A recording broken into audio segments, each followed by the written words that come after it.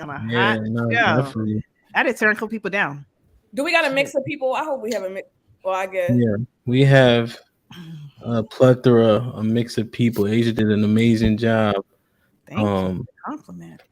You gonna cuss me out in a minute though. so Alex, if you can hear me, you are logged in with your administrative function. That's why you can see everybody. Even your last comment says, "Hey y'all, I know that's you."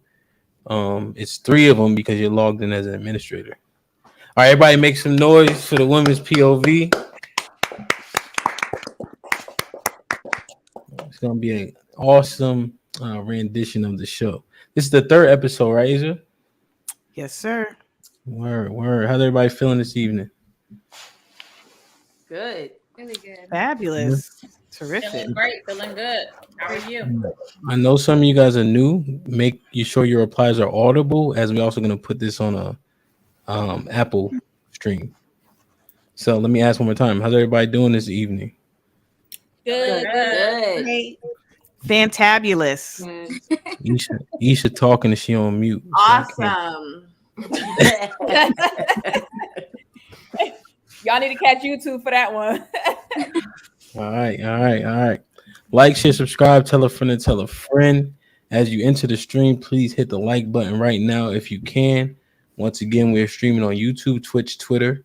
YouTube, I think, gives you the best experience for sure, but all of them will do. We're also streaming on Apple, Anchor, and Spotify. Those episodes are released on Mondays at 5 a.m. for your ride to work, and obviously you can play them back, watch different episodes, so on and so forth. We also have merch in dtees.com/risky logo merch. It has the logo.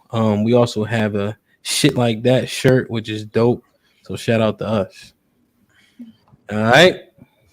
I want that T-shirt. This shit is. I I'm waiting think on mine. I ordered it. Wait, where is that? who back doing a lot? It's sis. Come on, bro. This nigga. Okay. All right. What are we talking about tonight, Asia? What about your friends? Will they let you down? Will they be around? Yeah. I love you, girl, but you kind of said the words wrong. That's a remix, Nate. Cut it out.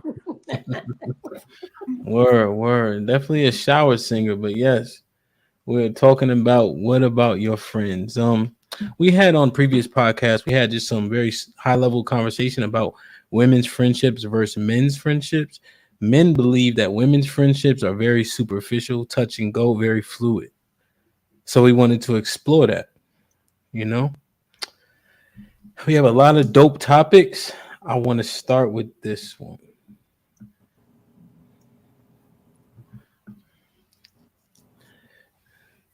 Do single women keep women single? If you've ever taken a test in school, right, and you do poorly, you like, damn, I fucked this test up, right? But then when your man's or your friend next to you had a bad score, how y'all both feel?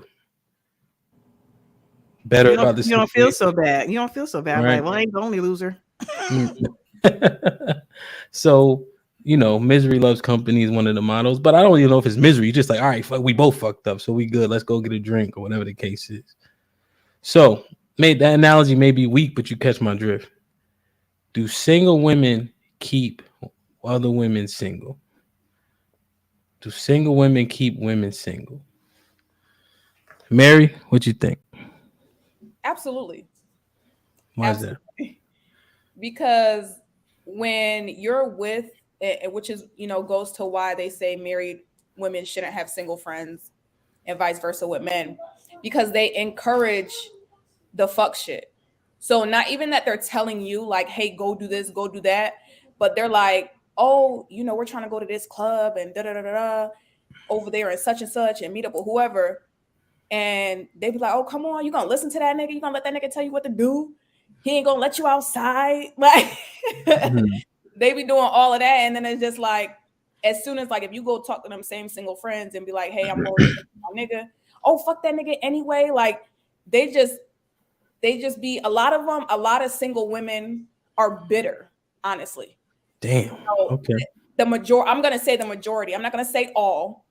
I'm going to say the majority of single women are bitter towards whatever with men, relationships and things like that. So they kind of deflect that on the people that are in relationships. Okay. Asia, you agree or disagree? Love says no. I don't agree with that. Why? I think that that's a maturity level, and as my friends, they respect my relationship. When I was married, I definitely had single friends still, but they respected my marriage, and they never said, "F that nigga, come out with us anyway."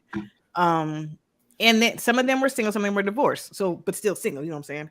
And when it was on the rocks, they would say, "Work it out. You don't want to be out here in these single streets." They would encourage to, make the marriage work. They would encourage to tough things out. So it's all about the caliber of your friends that you have around you, about how they interact with you and say, what to do, or how they interact about your marriage, or have something to say about your marriage. Chris. Okay. Chris, as Mary was talking, you raised your hand. Yeah. What did you want to interject on? I just thought that the statement should be changed a little bit. I think toxic women keep women single. Like, I don't think that is something that, like, as a single woman, most of my female friends are like either married or in a relationship right now. I'm not out here trying to like get them to go out with me to the club or anything like that. Like, I respect their relationship, and we do things together that their partner or spouse don't have to worry about us when we go out, because I respect their relationships. And for me, I just, I kind of fall back. Like, if one of my friends get into a relationship, I'll fall back. And I go with my other single friends to go do something. So it's really all about the person that's doing it. Okay. Now, I noticed you made a differentiation. It could just be a coincidence. You said partner and spouse. Is there a difference, or you just... We already had this conversation here about partner and spouse. Obviously, I refer to spouse as like you're being married, and I use partner as like a prolonged relationship where you're committed to each other. Oh, so you're saying like girlfriend and boyfriend? If that's what you want to call it, but I think it's a little bit more, because girlfriend and boyfriend, you're saying like they're still dating. When you say you have a partner, like some people have partners and they don't want to get married. They're committed to each other, and they've been together 10 plus years and they're okay with that. I consider that a partner because it's still a commitment. I don't consider that girlfriend and boyfriend. That's some high school stuff where we dating, we could break up tomorrow, we fight and all that other stuff. So Okay. All right. Yeah, just clarification on that. Nay, you raised your hand. You wanted to initially go. What you got? I disagree with Mary. I'm kind of with Love on that, because I feel like if you have a low vibrational friend, you're in a low vibrational space, you're miserable. So you want that friend to be miserable with you. When you're in a high vibrational space where you're like, okay, I'm single and I'm working on me, but I want someone eventually, you're going to want that for your friend too. At least that's how I was. I don't believe in saying, well, because I'm single, you got to be single too, girl. Like, no, not at all. I think that if you are a good friend, you want to see your friend happy. Okay. Does anybody agree with Mary? Does anybody agree with Mary? So nobody agrees. Remember, I'm gonna podcast it, so you got to talk. Does anybody agree with Mary? Absolutely not. I don't. No. I don't agree with her, but I feel like there are people out there that she's describing. So we're just saying that, from a general consensus that we're not like that, and there are other people out there like us. So it's not just like a blanket statement for it. Which is why I said majority. I feel like, because I don't have any friends like that, but I see it so often more than I don't see it. I think that people that are led astray want to be led astray. It's like, you really, really want to do F that nigga. So all your girlfriend got to do is like, girl, F that nigga once. So like, all right, girl, let's go. Sometimes people are kind of waiting on you to give them that out. And they be like, and that's when they, well, my homegirl said, but no, you really wanted it. You just wanted somebody to sit there and co-sign your bull crap. It goes on the maturity that you just said, Love, the first time. So Lex, you're saying that all your friends operate in this manner where they tell you, don't do it, try again, do whatever's best. They don't tell you anything about leaving, going out. Fuck what he talking about? You're referring to me, Lex, right? Because Well, first I was gonna say Mary came in hot talking about. I do. I gotta raise my glass because she did mention. I think in the society that we live in today, there are a lot of influencers and celebrities that are putting out there like, tell your friend, fuck that dude, or, forget him, live your life. And while there may be some truth to that, I'm all about being a high vibrational friend, in the sense of I'm gonna tell my girl whether you're wrong or whether you're right. So if your man is doing right by you, I'm gonna tell you that. And so, but it's not to say that there are women out there that do lead their girlfriends astray. So, question. Shout out to Adrian White with the $4.99 super chat. The strong stand alone, Mary. So, shout out to Mr. White. Sis, have you ever seen the girls in the club that every time their friend gets approached, they pulling them and what we would deem cock blocking, so on and so forth? Have you seen that? Well, I haven't been to the club in years, but no, I've never seen that. Even when I was, and I've never seen that. Okay. Ish, have you ever seen it? I haven't, but I had started my new job, and this girl, she was like, I'm the protective friend. So when I'm in the club, I'm watching all my friends, and if a guy come and talk to them, and in my head, I'm like, oh, she must be the ugly friend. But yeah,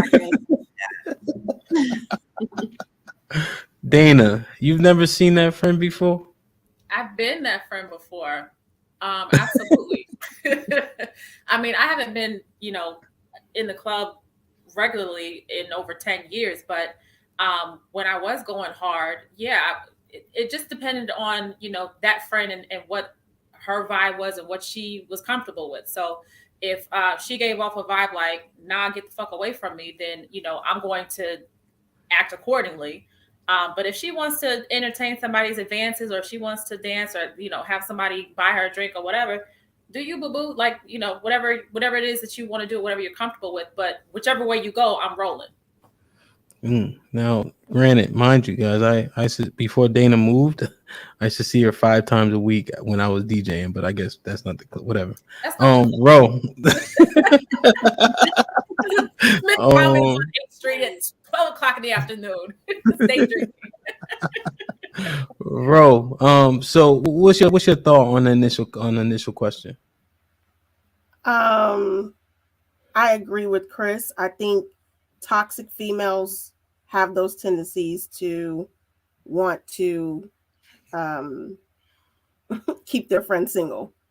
And Mary said it's the majority. You think most women don't have that toxic trait? You think most women are genuine? No, I think most mature women do not have that trait. I think that women who have experienced some life, they are not about pulling their friend down to wherever they are, because they're too busy working on themselves. Where does PTSD come from? Post-traumatic stress disorder? Yeah. I mean, it comes from having multiple traumatic situations. So wouldn't it be counterintuitive if people have PTSD and it comes from having poor experience, or when people become jaded, oftentimes they have experience that has led them to believe whatever they believe based on what is happening. So wouldn't that come from people that do have experience, if anything? It just depends on their experience. If they've never experienced females that are supportive and holding you accountable, yeah, they can definitely have toxic traits. So it just depends on your experience. Yeah, so this is Tuesday, so I'll allow the sums and it depends. Okay, yes, it does. Okay. It depends on your experience. It depends if all your life you've only experienced toxic females, from your mom, your grandmother, to your aunties and everybody else. And then when you get out in the world, or you go to school and you have friends and they are toxic, that is what you're used to. That is what you're displaying. That's what you're used to. But if you come across a friend that holds you accountable, that tells you, nah, you can't, I don't think you should do that, or no, stay in your marriage, or no, get the counseling that you need, then that's something different. Isha, based on what Rose said, Generation X, would you say it's more toxic or less toxic? I'm gonna say more. They just I don't know. They just don't have no morals or standards or no accountability. But who knows? How old is everyone on Wait. I think no, she's getting Gen X and millennials mixed up, I think. Well, I'm a millennial. No, Generation X. The generation right before ours. Oh no. Okay. Right. Now. Okay, so do I think they are more toxic? Mm-hmm. I don't. Generation X. I don't. I think Generation X is the generation that's like, stand by your man no matter what. He can have kids down the street. I'm gonna still stick by him. Keep everything in the house. They don't tell all their business to everybody. And that's not toxic, though? I was just getting ready to say that. But based on the subject matter, Isha's saying those traits wouldn't be toxic to what the subject is. Yeah. Right. So, question though, what did we get with Generation X? I think, and correct me if I'm wrong, Generation X was a transition from Stand By Your Man, because we had governmental programs and things of that nature that you benefit from by not being with the man. So then so Section 8, right? You qualify based on what? I'm just talking about governmental. So see, listen to what I'm saying before you respond, right? So I'm just saying governmental programs, you couldn't have a man in the house to live in a project, right? That's one of the stipulations, just as a small example. And then the independent woman curve and so on and so forth. We can argue, but it came with Generation X for whatever the reasons are. It just promoted more fatherless homes. And again, I feel like the key, which everybody is in referencing to opposite of me, is mature women. Most of mature women.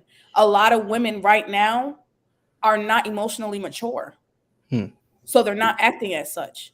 You get what I'm saying? So when you guys reference most mature women, you're putting mature women in a category, which is already a small category compared to everybody else, which is why I say most women would act a certain type of way. Nay, you raised your hand. Go ahead. Oh, I was gonna say the comment before, like, isn't that describing toxicity? That's what I thought. Oh, to stand by your man is toxic? If he's not a good man, why are you standing by him? You're telling somebody to stand by somebody just because, just say I have a man. If they're not a good man, you don't stand by your man. You can kind of work it out to your limitations, and then after that, it's like, nah, you gotta go. So you champion divorce? If it's not a good marriage, then yes. Not so championing it necessarily, but if it's not good, like whatever to you is not good, I'm always say if it's abusive. So do you champion divorce? Yes, if it's not good. If it's not a good marriage, then yes. Okay. Dana, you got a stink face. You looking like Biggie over there. Well, final thought on this topic. I take my Zyrtec. My bad. My thought is I can only speak to the women that I know, that I'm exposed to, that I'm around on a regular basis as a 37-year-old woman. For us, being single is not a flex. Nobody wants to. My friends want to be wives. They want to be moms. They want to have a companion. They want to, turn the page and get on with the next chapter of their lives. That, we're a little seasoned and a little behind the 8 ball. So being single is not necessarily for those who want to be in relationships, who want to be wives and moms and things like that. It's not a flex. So nobody is encouraging you to say fuck that. We're encouraging healthy relationships. We're encouraging, maturity and growth and establishing yourselves and all of that stuff. So, if women want to be single, I don't know any women who want to be single, but if that's what you intend to do, or that's where you are in life and that's where you want to be, then, I would encourage that as well. But I just don't know any women who want to be single. Okay. Oh, that's fair, man. Good work. I appreciate it. You guys can clap with me so they know. Thank you. Man, yeah, boy. Like, share, That's 'cause subscribe. we're used to the sound effects. I'm sorry. We're used to sound effects. My bad. No doubt. I thought, deductive reasoning, but don't worry about it. Like, share, subscribe, tell a friend to tell a friend. Hit that, hit that like. Alex looks so sad in the back. That's what you get for being late. Like, share, subscribe, tell a friend to tell a friend. Hit that like button now if you can. That helps the channel the most. Definitely share the stream. This is worth listening to. You know what I mean? We like getting some good insight. I wanted to dig more deep. I wanted to dig deeper into what Dana just said. If we have time at the end, maybe we can explore that because that's slightly off topic. That being single is not a flex. All right. So I'm gonna use an anecdotal experience for this one. So my wife was in the house, right? She talking big shit. I can't believe this person did this, that, and the third. When I talk to them, I'm gonna tell them such and such, right? She walking around, I'm like, okay, man, I see you. You know what I mean? She stomping around the house, kicking shit, whatever. So boom, I hear on the phone, hey girl, hey, you remember that thing you did? I said, I'm thinking it's a different conversation. I'm like, man, who was that? Oh, that was such and such. I said, that's the energy? Like I couldn't. I'm like, that's not the same thing I was expecting. You kicked over the, but no, it wasn't that. You know what I mean? So my question is, how do women handle conflicts in your relationships, in your friendships? Sorry. How do women handle conflicts in your friendships? Go ahead, Asia. So I want to address that because I can see why your wife did that, because she wanted to preserve the friendship, that particular friendship she wanted to preserve.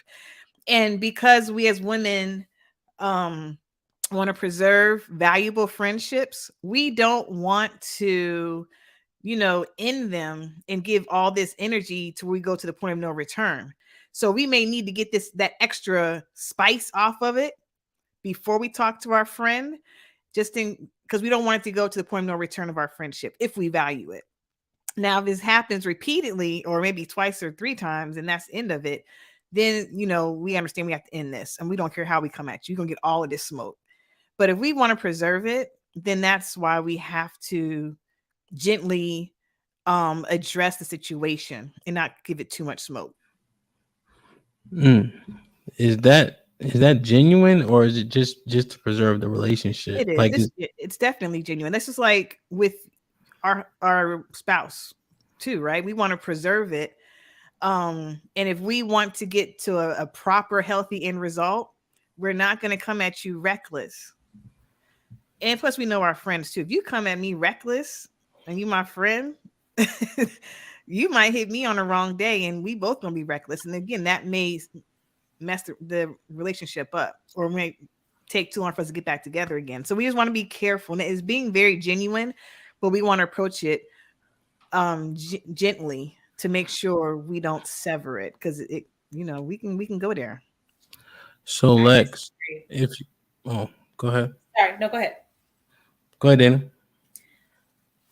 Speaking for myself, I feel like it's completely disingenuous, but I do it all the time for the sake of preserving the relationship with my female friends, because I feel like if I can't speak to you direct, if we're friends and I can't speak to you directly, I can't come to you as my friend, and you know that I'm not coming at you out of a place of nonsense, or I'm coming from a place of love, but I'm telling you that I have a problem with you, or I'm not cool with something that happened.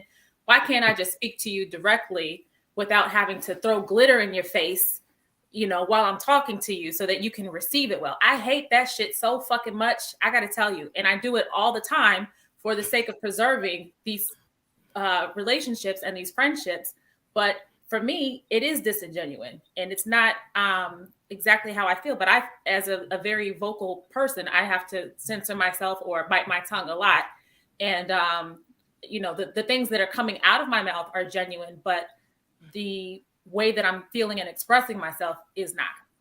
So throwing glitter and being not talking reckless, or like, I look at it as not talking reckless to me as a friend, as opposed to not throwing glitter. Like, don't sit there and play in my face and and sugarcoat stuff. Let's talk directly, but please don't be reckless with your mouth to me. That's respect is big with me. That's all I'm saying. I definitely agree with that. Yeah, don't throw glitter. Like that is very disingenuous and fake. And like, hey girl, no, we gonna talk. I'm mad. You did X, Y, and Z.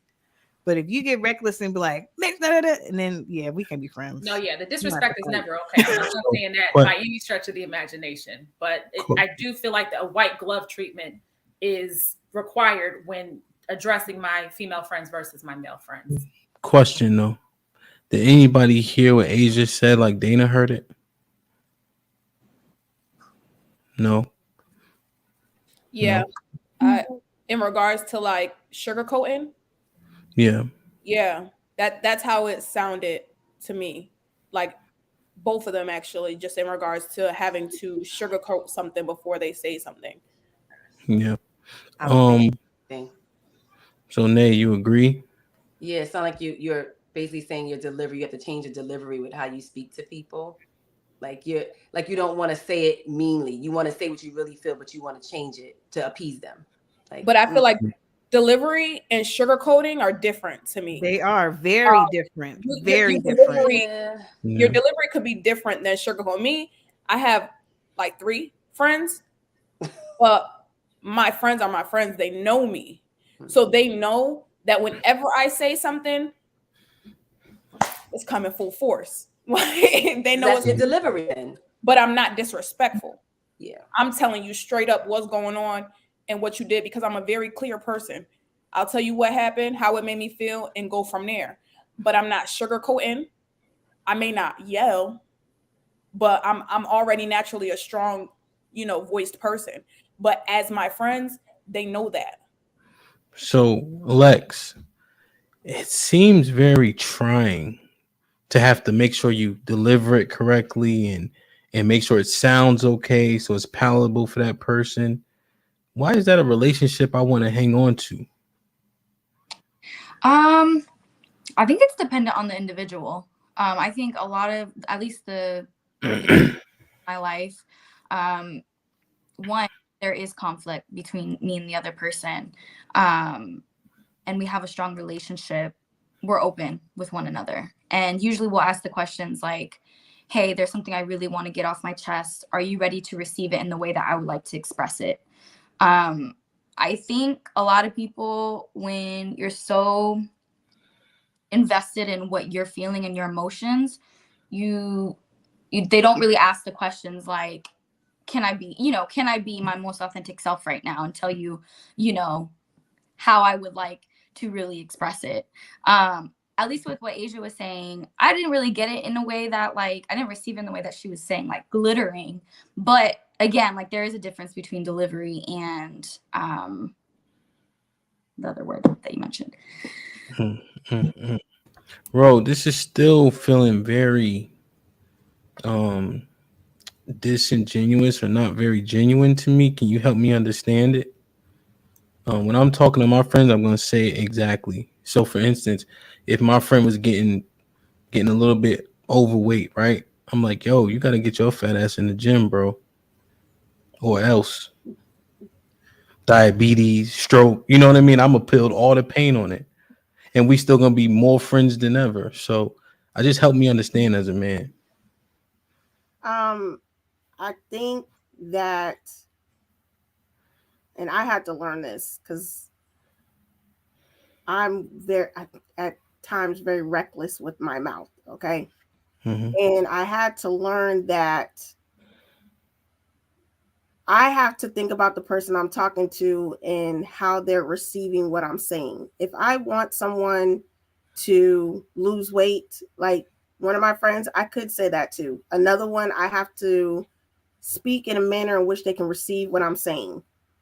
And I feel like that's just communication 101, right? If I want them to lose weight, am I going to say, you need to get your fat ass up and you need to lose some weight and we need to go to the gym and you need to hop on this whatever fitness plan I got? You cannot talk to everybody that way because they're not going to receive it in that. Everybody doesn't receive the communication in that manner. So I don't believe it's disingenuous. What I believe is when you are communicating to someone and I want to get something through to them, I want to learn them and see how they take the communication in and address it to them in that manner. Because some people, some women, some female friends of mine, I can talk to them that way. Some of them I cannot, and have been called out on it, and don't have a problem being called out on it because it affects them, it hurts them, and I don't want to. I want to get my point across to them to show them that I'm talking to them with love and not talking to them to degrade them. Okay. Alex, question. Mhm. The friends you can speak most, how do I say, transparently or candidly to, that's probably the better word. Mhm. Are you closest to them? Yes. See, but you understand why I'm thrown. Well, I think this is what it is. Like with what Rose said, and something that I say all the time, it's not what you say, it's how you say it. And I think more than anything, you know your friends. You know with certain friends, I can't just be like, girl, I ain't fuck what you did. Da, da, da, da, da. Like some people, you could just tell them immediately in the moment. Some other people, you know what? Let me give her a moment to cool off. Let me go ahead and let me try to process it. You have to approach it differently. I don't think it's necessarily being fake or phony. You can still get your point across, but I think with some people, you have to tailor the way you approach the conversation. I know when I speak to, if something goes on with with my best friend Rohana, some of you know her, I can handle a conflict with her differently than maybe I would with another one of my best friends, right? If something is bothering me, upsetting with me, I can just be like, bro, I don't like when you did X, Y, and Z. With my other friend, and be like, yo, the shit that you did, that was fucked up because of boom, boom, boom, boom, boom, boom. I think it's also about the communication piece. It's knowing your friend more than anything. It's knowing your friend and how they're going to receive what you're saying. And then I also think it's knowing the boundaries and the limits and the type of friendship that you have. Is this type of friendship where you can say what you need to say and the feelings aren't going to be hurt, where they're not going to pout around, they're not going to turn around, they're not going to do this, they're not going to do that? Chris, hold on, Mary. This feels so difficult to me. The ladies are giving me the information, but this feels like work. It's a lot of work. Yeah, there are men, my male friends, I'm the same way. I can't talk to my male friends certain ways without them feeling some type of way. They may not tell me immediately. They might call me out later and be like, I didn't like how you said that. You know Yo, what you told me already. So what I'm saying is men are no different. Not true. Chris, Um, help me. I understand what everybody is saying, but I'm not. I'm a very blunt person, and I feel like a lot of the comments I've been saying is like, I talk to my friends a particular way because I know them and I know which ones are sensitive and which ones are not and all that other stuff. But I guess for me, I don't have people in my life that are not like my genuine friends. Like I really don't have like associates and stuff like that.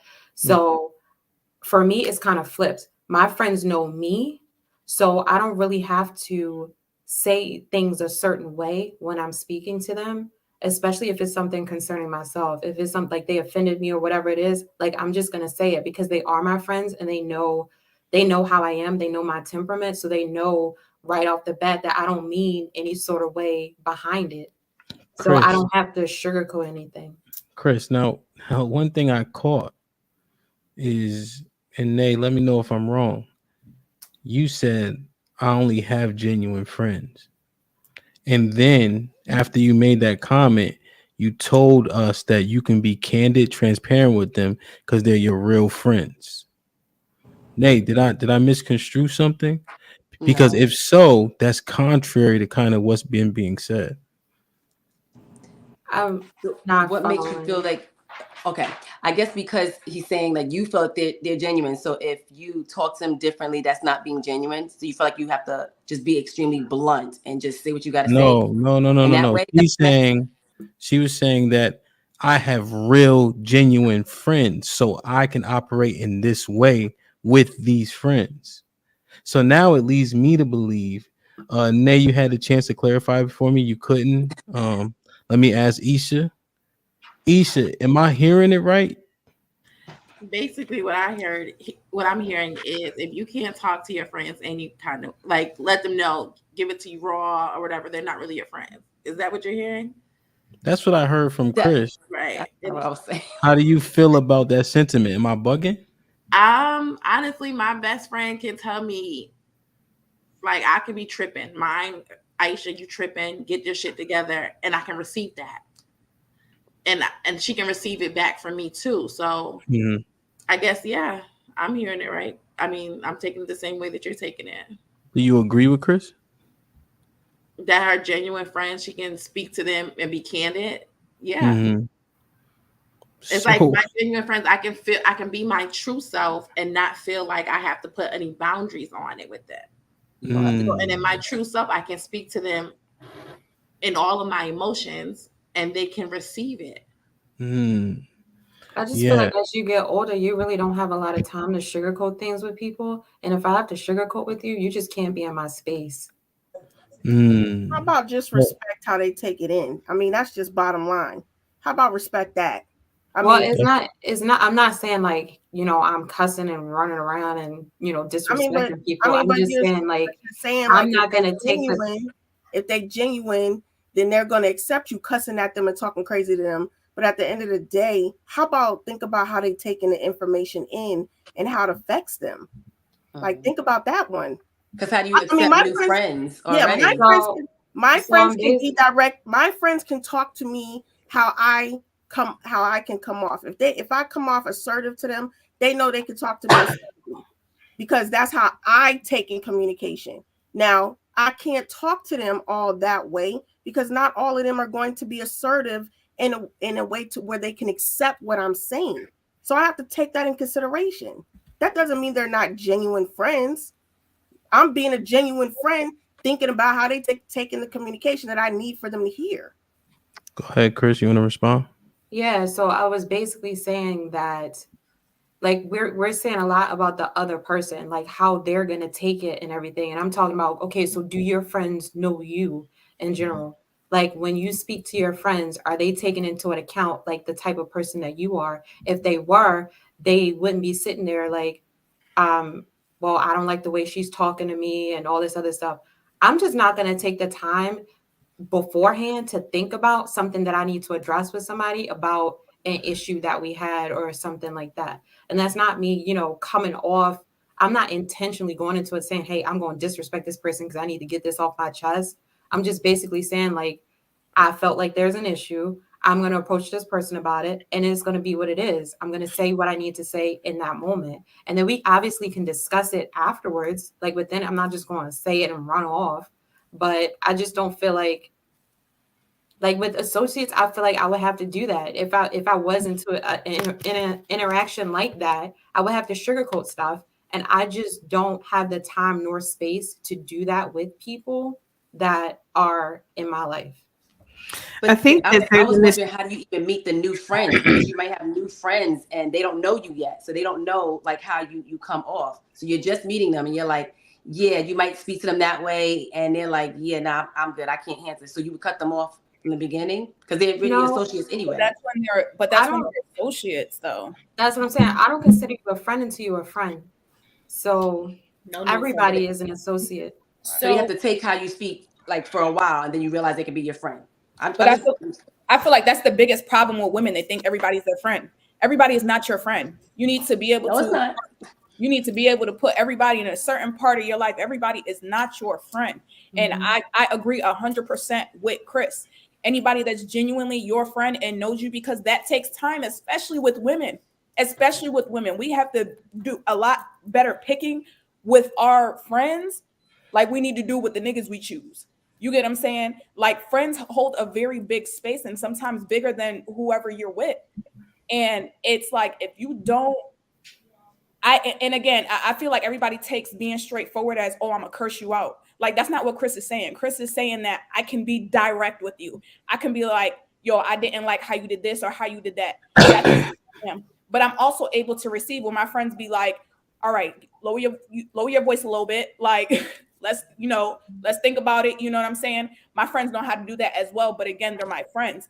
The associates, the people that I have somebody that I communicate with every day. And with her, I've had to learn to be like, you know what? I have to ask them permission. Can I give my opinion? You're venting to me about this. Mhm. Can I give my opinion, or is this not my space to talk? You get what I'm saying? But again, this is not somebody I consider my friend. This is somebody that's my associate. I just want to be clear. I don't think anybody, at least I didn't hear, correct me if I'm wrong, I didn't hear anybody on the panel say they would sugarcoat anything. I didn't hear anybody say that. I just think we all said we would, because want our message to get across, we know how to communicate to that. That's communication 101. We know how to deliver a message to the person that we want to receive it. No one said sugarcoat. No one said be disingenuous. I don't believe anybody said that. And so, Mary, the last thing you said about being direct, I think we all said it. We all said we would be direct. Everybody up here said that. But how we're directing it and delivering that direct communication is how we're differing. But no one is saying sugarcoat and no one is saying be indirect. All right, let me do this. Sis, I'm gonna give sis the final thought on this topic. I mean, just listening. I guess I just have some comments. I don't think there's anything wrong with just being mindful and how you communicate with anyone, especially the people you love. That usually includes your friends. My friends, they know how I'm coming, and they know that I would never intentionally try to hurt them. So there's really no conflict over this way, when it comes to friendship. Outside of that, I mean, you guys were talking about sugarcoat and stuff. I didn't hear that either, Asia. I think that's it. All right. I appreciate y'all. That was interesting. Sis, clap. I can see you. Just nigga, man. I swear to God. Like, shit, Alex, get out my corner. Like, share, subscribe, tell a friend, and tell a friend. Hit that like button if you can right now. That helps the channel the most. All right. So, to be honest, though, when I'm listening, that shit seems very archaic to me. That's because I wouldn't. I would not want to have to deal with that. Men are from Mars, women are from Venus. Venus. Listen, I went and done people so much. Yeah, I am glad I don't have that type of dynamic where I have to tip, because my interpretation is tiptoeing, sugarcoating, right? Trying not to rub people the wrong way, being diplomatic. That just doesn't lend to me like a genuine friendship. And so I understand that we're saying that we didn't say what we said, but there were a few rebuttals and replies with that would disagree.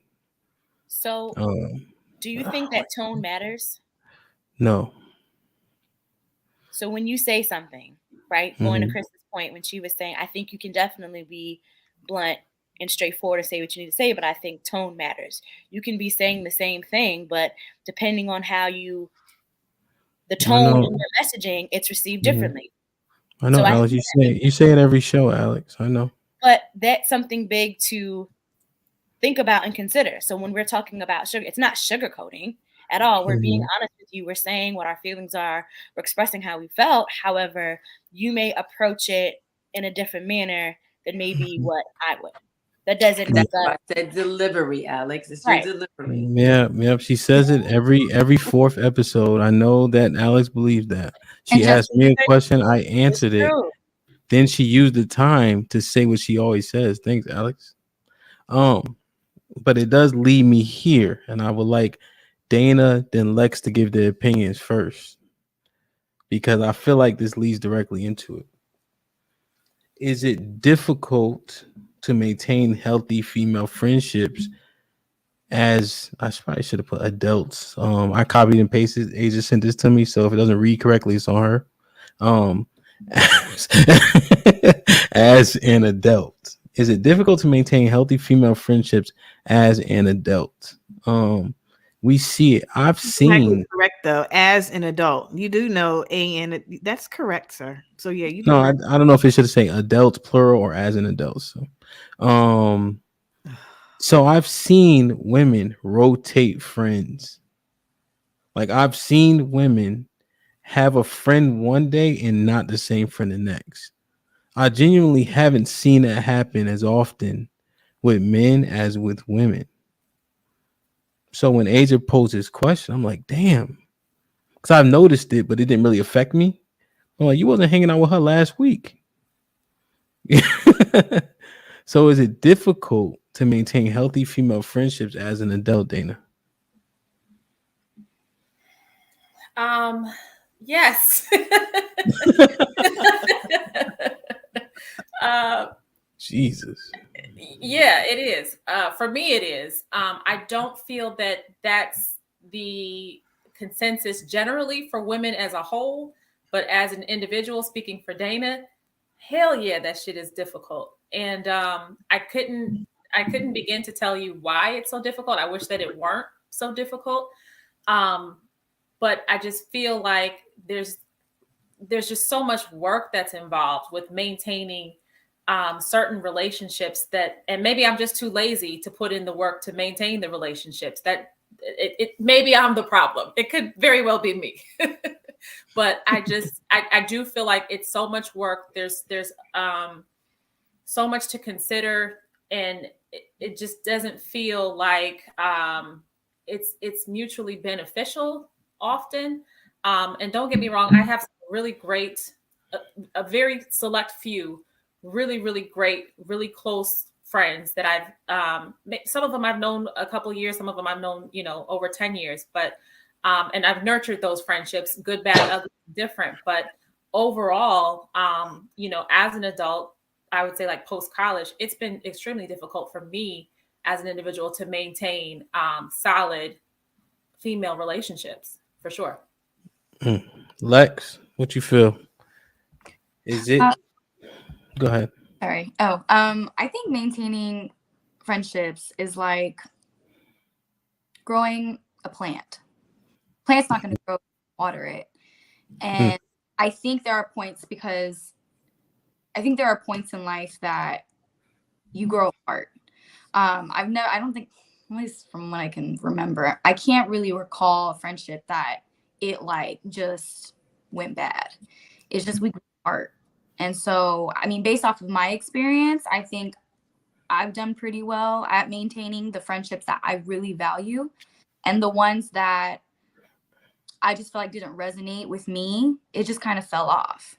And maybe I'm blessed to say that, because I know I've had a few friends that they've gotten into some situations, and I just haven't had that experience. Damn.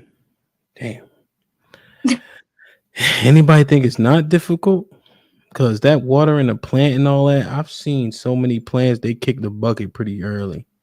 I don't think we overall do a good job. We don't hit the right lighting. It don't be in the window. We get tired My plants of it. actually flourish. Like I have literally 20 plants in my house.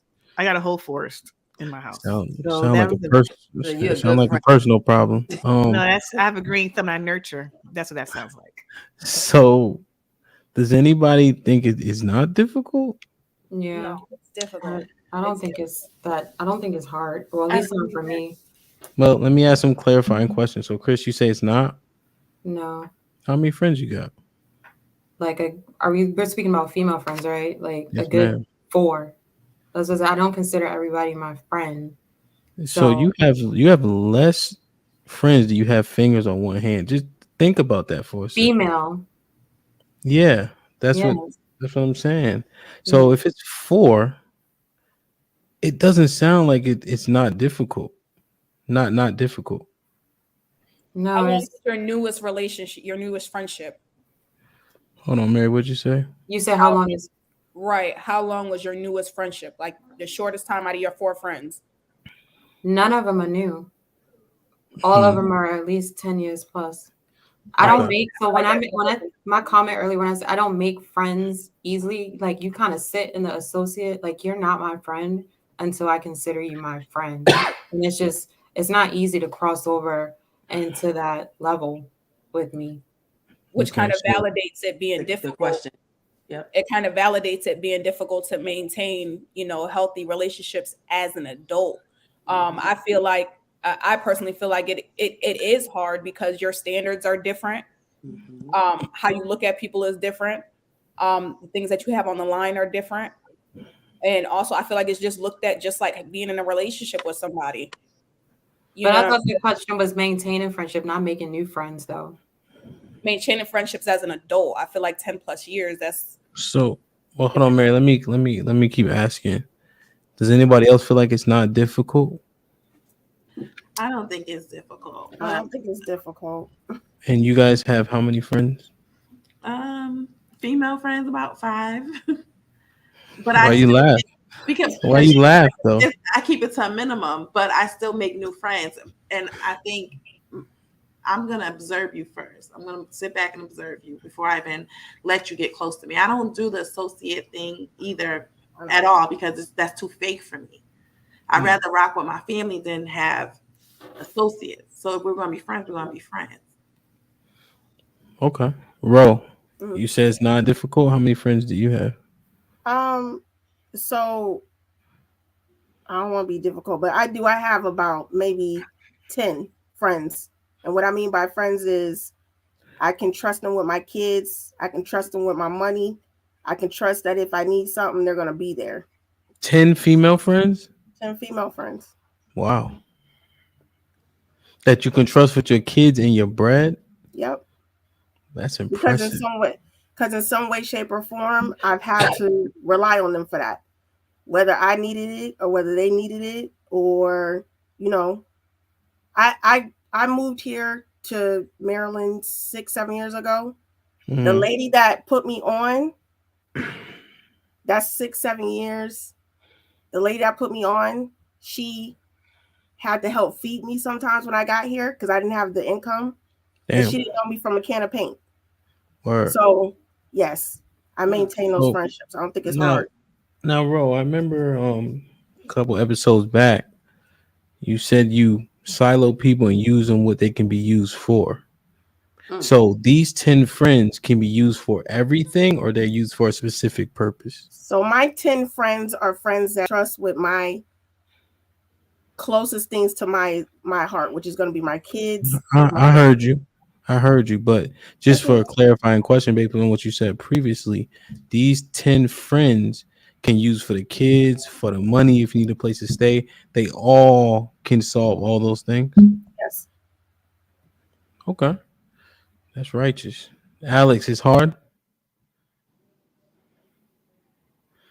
This nigga.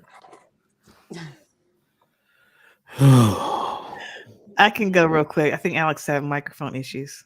I think with anything, it's work. Put it that way. I think that maintenance period is work. And that's with anything, and anything that is worth having is work. So, again, women go through hormonal changes and biological changes and marry and divorce and all this and that. And so when we have all this stuff going on, we may fall off on getting together and catching up, and or we may change. And so if it's worth it, you'll work at it to maintain it, a true friendship. And sometimes friendships are for a season, I think, too. I had friends for like 20 years and all of a sudden she kind of fell off. I mean, it's reality. It's reality. And that's fine. Asia took all the words out of my mouth. You were going to say that? Yes, because I've experienced that. It's seasonal. So it's seasons? It is. It's different seasons. As you grow, your friendships are going to grow. You're going to grow apart. It's not like you being funny style, but you're gonna grow apart. Your mindset is different. Not everybody is supposed to go where you're going. You're not supposed to tag along. You might have some friends from the past, like when your younger years, but as an adult, it's really hard. It's really hard to maintain friendships because women can be difficult to maintain friendships with. So it's hard then? Yeah, it's very hard. Like you guys are thinking differently. You don't know what that woman has experienced. Well, no, I heard that, but just to conclude, yeah, it's hard. It's very hard. So Dana, sound like Dana might be 2-0, but I ain't gonna say nothing. Sis, what you feel? Now I know you. Go ahead. Nah, I still have 4 friends. No issues with that. That's all I can maintain. I'm not gonna front. Especially especially after you have kids. I think your priorities really change, especially when you have children. They honestly just take up any time, any thoughts. They take up your mind space. They just take over. Until of course they get a little older, then you have a little bit more maybe time for friends. But usually it's only them 4 friends that's still gonna be there at that point when you're free again. So only real friends I think you cannot talk to. My mom always says this for years, and you reconnect with them, you pick up right where you left off at. And I really think that's true. Because I've experienced that over the years. So those are my thoughts. Can I say something I don't think anybody else said really quick? Do you notice that women are very unforgiving? Like if you as a friend, y'all have a fallout, you're not like, oh, let's be friends again. You'll be quick to like cut that person off and like I'm done, but we're different when it comes to like your relationship. You'll forgive that person, but we just don't forgive friends. So that's probably another reason why it's hard for us to maintain friendships. I'm like that with men too, though. I'm like Not that every woman all is around. like that. I'm Not the every same woman's like all that. around. Yeah, I'm like that all around with Mary. Actually, me and Mary agree on something. What? I already told y'all I'm unforgiving. Y'all listen, one and done. And I teach my oldest daughter the same thing. So let me I get don't that. want to be unforgiving. Let me get that question answered if you guys don't mind though. Do you think women are unforgiving to each other? I do. I do think that women do forgive their men quicker than they forgive their friend. I think they take is it that they take advantage of the friendship? They think that friend is always going to be there. So it's easier for them to say, okay, I'm mad, I'm going to cut her off, but I can go back to her. Whereas if it's the man, they're scared that man is never going to come back if they cut them off. But me, myself, I'm very forgiving. I and accountable for my own. I'm humble enough to be like, okay, I messed up. I'm sorry if I messed up, because I know that some relationships are just not, they're irreplaceable. Okay. Agreed. Well, Asia, you said So what it. I was saying was, when I'm at that point of not forgive, not I'm gonna say not forgive, I'm gonna forgive, but I'm not going to let you in that circle anymore. Put it that way. And I've had to get to that place, meaning I gave you a chance. Like, we've had conflict, we resolved it, we figured it out, we grew. But you can't just keep on having kind of the same conflict with me, and you're so close in the sacred space with me. And so after so many times with men and women, I will cut you off. You never existed to me. Like, you literally are dead to me. And not in a mean way. It's just that I never knew you, because I give a lot of chances. So I am forgiving, but I have boundaries. And I cannot allow someone to stay in that sacred space of my friendship and allow them to continue to violate my boundaries. For me, I feel so, like go ahead. Yeah, I mean, I heard Asia got it off, but I know how you guys feel already. Yourself and Asia, Mary, you're not forgiving. I got mine. Huh? She just said she is forgiving. How that's the same thing? Who? Asia. I am forgiving, but she at the just said same she is forgiving. I am, but after so many times, I'm not. So we're kind of different. Mary is one and done. I sound like Mary said, once you mess up one time, it's a wrap. I'm not gonna cut you off after one Asia. time. I'm gonna forgive repeatedly, and then after that, I'm done. Lex, are you unforgiving? I'm pretty forgiving. I think, fool me once, shame on you, fool me twice, shame on me.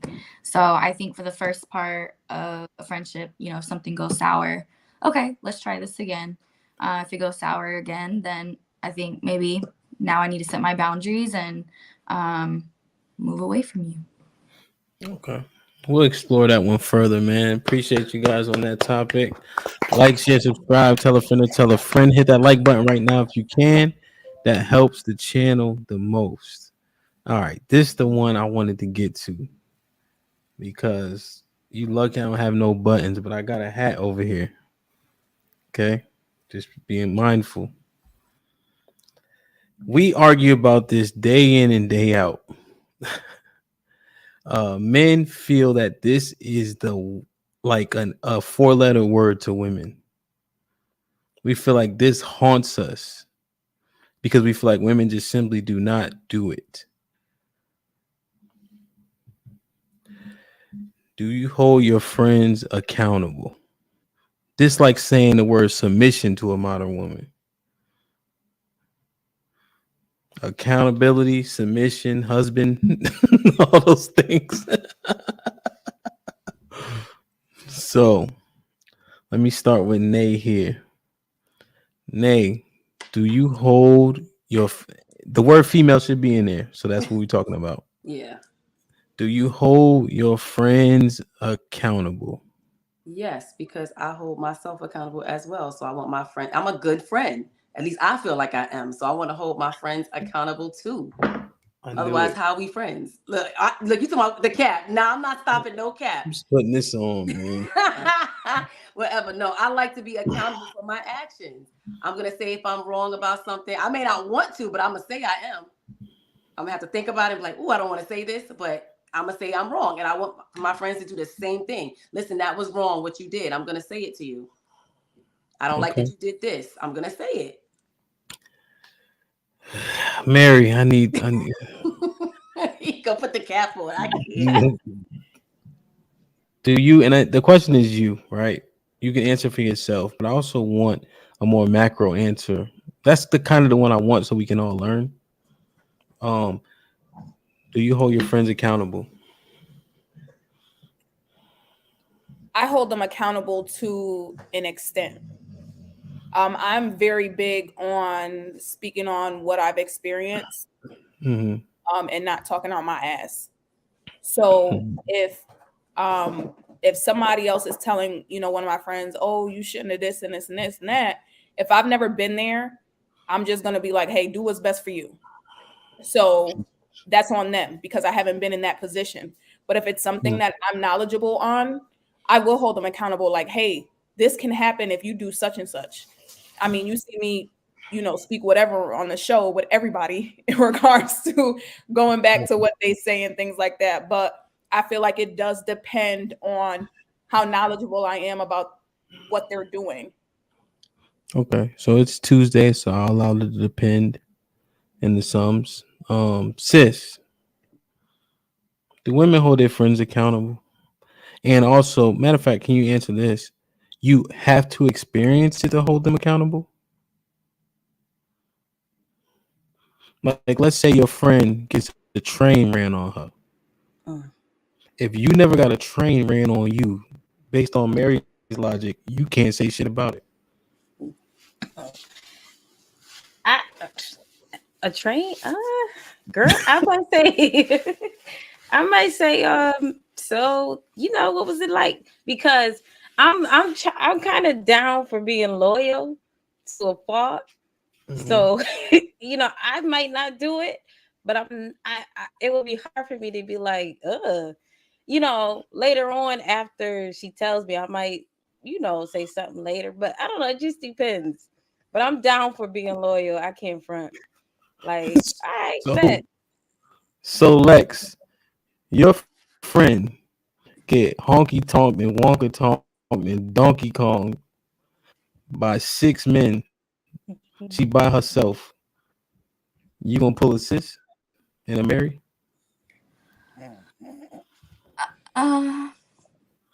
Bro, I'm definitely gonna be curious and ask her. So, what prompted you to want to do this? Because I'm curious. Obviously wouldn't come from a place of judgment. Would I'd probably say, it was probably not my thing, but I mean, God, I hope I'm never in that position. Right. I mean, shit, go off, sis. I mean, if that's what you want to do, you go do that. It's maybe not something I would agree with, but I mean, if someone says that they like trains ran on them, like who am I to stop them? And who am I to say that's wrong? A friend. But if that's what they like, then I'm not. So you heard Mary. So okay, no, stay there, Lex. You heard Mary. You heard sis. You heard Lex. Miss Nay. You now be careful with your chat because you are one of those people that say live in your truth. Yes. So based on what Lex said, you can't disagree. Now, the accountability is feeling real. I'm not gonna tell you how I feel. Mm-hmm. Dana, we have a decent panel here, right? Yes. Of women from all walks. 1, 2, 3, 4. That's 4 out of 9 who showed a lack of accountability based on their comments. So I'm gonna ask you: do women hold each other accountable? Nah. I'm gonna tell my friend what's wrong with you, girl. Let me explain. I'm going to, again, speaking for myself, right? I'm always going to tell you as your friend, if we're friends and I can't tell you when you're doing something wrong, then we're not friends, right? But that's where it stops. I'm not going to continue to hold your hand. Hey, now you know you're not supposed to be doing this, or this isn't a good look. I'm going to tell you once how I feel about it, and how you move after that, that's between you and God. I ain't got nothing to do with that, and you're a grown person at that point. I'm not going to support your fuckery and the bullshit. I'm going to let you know exactly where I stand on it. But what you choose to do with that information, I'm not going to police you. I'm not going to, go along with the bullshit either, but I feel like that's probably not holding somebody else accountable. So I'll sit very comfortably in that space where I'm not holding anyone accountable, but still not sitting silently. So shout out to Chef Eddie with the $2 super chat. Lies. This is why y'all all got big ass heads. Shout out to Chef Eddie. Why you had to use this scenario though? Like using this scenario is like so trash, because my thing is I'm gonna hold you accountable if you're being a bad mom. I'm gonna hold you accountable if you don't got your shit together, you're not working, you're not, bringing some type of income. I'm gonna hold you accountable if you keep living on government assistance and you're not elevating in your life and using it as a ladder and just using it as something that's just given to you. Now, if you choose to be a hoe, by all means, be a hoe. Mary, who are your friends? You gotta tell your friend. Then if she ain't your friend. No, but I'm saying in general, I don't have any friends like this. My friends got master's degrees and all types of shit. But I'm just saying in general, like to use this scenario in regards to somebody being a hoe. Like, yo, if you ain't never had your whole phase and you being a hoe, by all means, I'm proud of you. Get it out your system. You get what I'm saying? Do what you want to do. But when it comes to you and you having your shit together, I'm gonna be on your ass as your friend. I'm gonna hold you accountable as your friend. Mm-hmm. So the scenario is just trash to me. Go ahead. I'm looking at you like friends. All right, you okay? Let it land though. Let it land.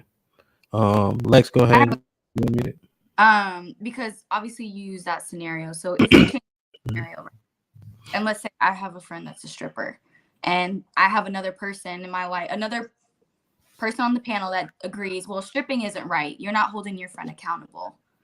But if stripping is what she wants to do, why would I hold her accountable for that? I asked the question in the chat, like, is accountability dependent on the situation? Wouldn't it be? Because accountability is different for every scenario. Well, if it's something that I don't agree with, then yes, then yeah, I'm gonna, tell you my opinion. But who am I to hold you accountable if that's your truth? If you think that you are blessed by God because of what you're doing, I'm not gonna say, well, what you're doing is wrong. So accountability is subjective. So let me ask you: if I had a friend who was what we would call a deadbeat dad, and I'm rocking with him, I didn't say anything about it, that's okay? Because he's living in his truth. That's different. If your nigga fucked 100 bitches, you're not gonna say nothing. But if he get 100 bitches pregnant and not taking care of his kids, then you're gonna say something. Well, that's so I'm asking. So if my friend is a deadbeat dad, right? So, Hamp, I heard your question. I heard your question, and I want to address this, because for you it would be wrong because you are not a deadbeat dad. And but that's his truth, though. No, but that goes what Lexi said. Lexi said, I mean, I don't have a problem with being a strip. Yeah. Say it again. But she's saying if that's what her friend wants to do, and they're justified in what they're doing based on what they deem fit, how am I going to hold them accountable? I mean, I'm still gonna tell them how and maybe this is kind of going back on what I said. I mean, I don't think it is, but if I have a friend that's being deadbeat and it's affecting the children, then yes, I'm gonna tell you like, hey, you're not really approaching the situation right. But Lex, though, yeah, just on that point in age, you could jump. Hmm? Do you have children, Lex? no, I don't. So based on what Mary said, you don't got shit to say about it. Go ahead, love. Yes, sir. I don't say yes, sir. Wait a minute. So, I mean, I wouldn't say that. I'm going to talking about the subjective part, the subjective piece of it, because it can be subjective. Because how do you allow your friend to do something that's outside of your moral boundaries, right? So, Ham, that's why I was kind of a bad example for you because you are not a deadbeat dad. You value your kids. You value being a husband. So how could you allow your friend to live and be a part of your friend group and he live outside of your boundaries, your moral compass? That's hypocritical to me, I think. That's weird. That's weird. Not friends anymore. Okay. So you have to be a part of it to hold them accountable, Chris? You have to be in that situation or have some experience with that situation to hold people accountable. Chris, what you think? Yeah. Hold on, Age, I'm gonna put you right back in. Go ahead. No, I don't think that you would have had to experience that in order to hold somebody accountable. I do agree with everybody's sentiment that it is situational, but I think it's dependent upon, is it detrimental to somebody else? Like if you out here and you're doing your thing and you ain't bothering nobody, I'm not about to say anything. But if you're hurting somebody else or if you're hurting me, then I'm going to hold you accountable for it. And I'm going to say it one time. And if you don't do something about it, then that's when I distance myself. I want to ask a question because I inquired about the deadbeat dads. So what about deadbeat moms? Do we hold them accountable in society? Society, no. I don't know those women. I think they get it worse. I feel like more so now, yes, because they're coming to, the forefront. But back in the day, no. Let me ask you a question. And you don't have to answer this because this might be, I say what I want, but is anybody pro-choice? Yeah, I am. I'm pro-choice. Yes. Mm-hmm. So now, how do we math this? Right, I can get to an understanding if somebody was raped, incest, whatever the case is, right? But if we just pro-choice by saying that she can choose that, right? But a man, if I don't hold a man accountable for walking away from a child he doesn't want, how's that math to me? Because it feels very hypocritical if you saying that the man, she can walk away if you're pro-choice, but he can't walk away. But the child is still there. Like you're talking about one where the child is non-existent and the other one where the child is there. Well, that's a whole argument in itself, right? But you made the decision not to have the child, and sometimes women, I never really seen it.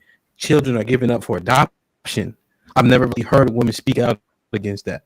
Children are in foster care. I never really heard it, right? I don't hear the accountability because we're talking about women.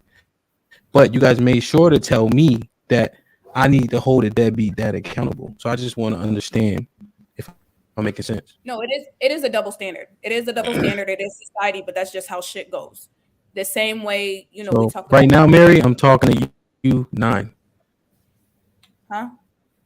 I'm talking to you 9. There's 10 of us, but I'm a boy. So I'm talking to you 9 up here. I want to understand. I know, but you asked in regards to, why it's like that. Like you said it's like that, but it is what it is. But I'm asking you 9, why is it like that? If we had an opportunity to change it, what would you do differently? Go ahead, love. So I don't see it differently. I think a deadbeat mom gets it way worse than deadbeat dad. Like when you sit there and hear a mother or woman got her kids taken away, or she walked away from her kids, that's a stigma on her amongst society, really, at society at large. That's a stigma. I know, but are we pro-choice? I am pro-choice, yes. I am So pro-choice. what I'm looking for, bro, maybe you can help me. Am I bugging at? I'm feeling like pro-choice if that happens to a child or a dad walking away is the same thing to me. Go ahead, bro. I actually think accountability is not situational, and I think everybody should be held accountable, including. And it's funny you brought that up because I was just talking to somebody. Mm-hmm. My teenager and her friends, I call them the lunch crew. One of their friends, she whines and she nags, and I heard them hold her accountable. Like they were like, "Why don't you stop nagging? Why don't you stop complaining and just be quiet or do something?" When I was their age, I had friends who had abortions, and I didn't talk to them like that. I didn't hold them accountable. It wasn't until I became an adult where I learned to hold my friends accountable. And I think that if a woman decides, although it is her choice, but like I said, I don't. I think accountability is not based off the situation. If one of my friends decided she wanted to have an abortion, that is her choice. But I am going to hold her accountable for the fact that she's consistently having sex without protection and so forth. I'm going to have that discussion with her because I don't believe situations are accountable. I mean, accountability is held to a different standard depending on the situation. Now, on that point, bro, right? Because I'm listening intently. I was told if I have a friend that's a deadbeat, I should dispel him. I wouldn't be around him. I don't agree with that. I think Okay. they need to be held accountable. You tell them at one time, and if he continues to do it, it is what it is. But I can't say I'm not going to be friends with this woman because she keeps having abortions. I'm not going to do that because that's just not me. But I'm going to hold her accountable. I'm going to tell her one time and let it be what it be. But it does not reflect on me because that is her choice. That's her decision. So would you be that's why you got 10 female friends. I'm sorry. I said that's why you got 10 Let me get. female Let me friends. get. It's hard to maintain those relationships. Can I ask a question real quick? But would you be friends with Hold somebody on. Let that me, Dana. Hold on, Mary. Dana, go ahead and reply because I wanted to hear your reply, and then Mary, you can go ahead and ask. I understand why Ro has 10 female friends now. Because she's going to cut them off. If she has a friend that keeps getting abortion after abortion after abortion, nah, sis, I'm standing by you. I'm not doing that shit. She's got to go. She's got to go. Go ahead, Mary. And that was my question. Like, are the same thing about the deadbeat dad, deadbeat mom? Like, you're okay with not cutting someone off that's not a good mom? I'm not going to cut them off because they're not a good mom. There's a reason why they're that way. And I'm not going to judge them. I'm going to hold them accountable and say, you know, you need to figure out how you need to take care of your kids. Is there some way we can assist you? What do you need?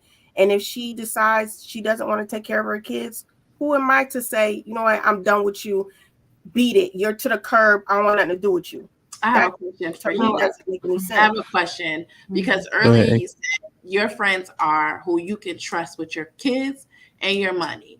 Now, how can you trust a woman who is deadbeat to her own kids with your kids? And so that again, that goes with what I said before.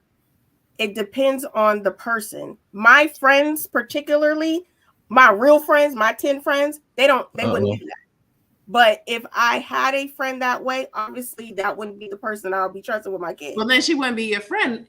Well, I can't say that. I can't say that they wouldn't be out. She wouldn't be my friend. I'm just saying I wouldn't judge her to kick her to the curb because she's doing something that I don't agree with. Why do you think that's judgmental? You don't say that is judgmental. That is judgmental. If you're saying I'm this way, and so you're not this way, I'm this way, get the hell on. That's to me. So, Ro, do you believe that your friend circle is a reflection of you? Like, did you ever hear that? Like, you're a reflection of your friends. I am, but I'm not I am not my friend. We complement each other in certain places. We're just alike in other circumstances, but we're not each other. But she can carry kids. I'm gonna judge. Be a whole deadbeat. I'm gonna judge. If you're not a good mom, I'm going to judge you. Yeah, I'm going to judge you because we have the choice whether we're gonna have these kids or not. If you cannot make the right decision to get rid of the fucking kid when you're pregnant and you decide to still keep this child and not take care of it, I'm going to judge you, and I'm not going to be cool with you. That That's friend got just, commitment and that's issues. why you Like, got 3 don't play. friends, and and that's I'm why you got 3 completely friends. okay. I'm completely okay with And that. I know you're okay with that, And women but being as I good said around. before, it becomes a line where you're judging somebody for their choices and not giving and not treating them in a sense as if they're a human being. They have things that they have going on, and that's just the reality I about just it. feel like you have You to don't have believe people in you your don't space believe that, like Lex just posted, like if your values don't align, like how can you really truly be friends with somebody, like genuinely friends? Because the Like I example understand, that like was given, the example that was given was pro-choice. It's her choice.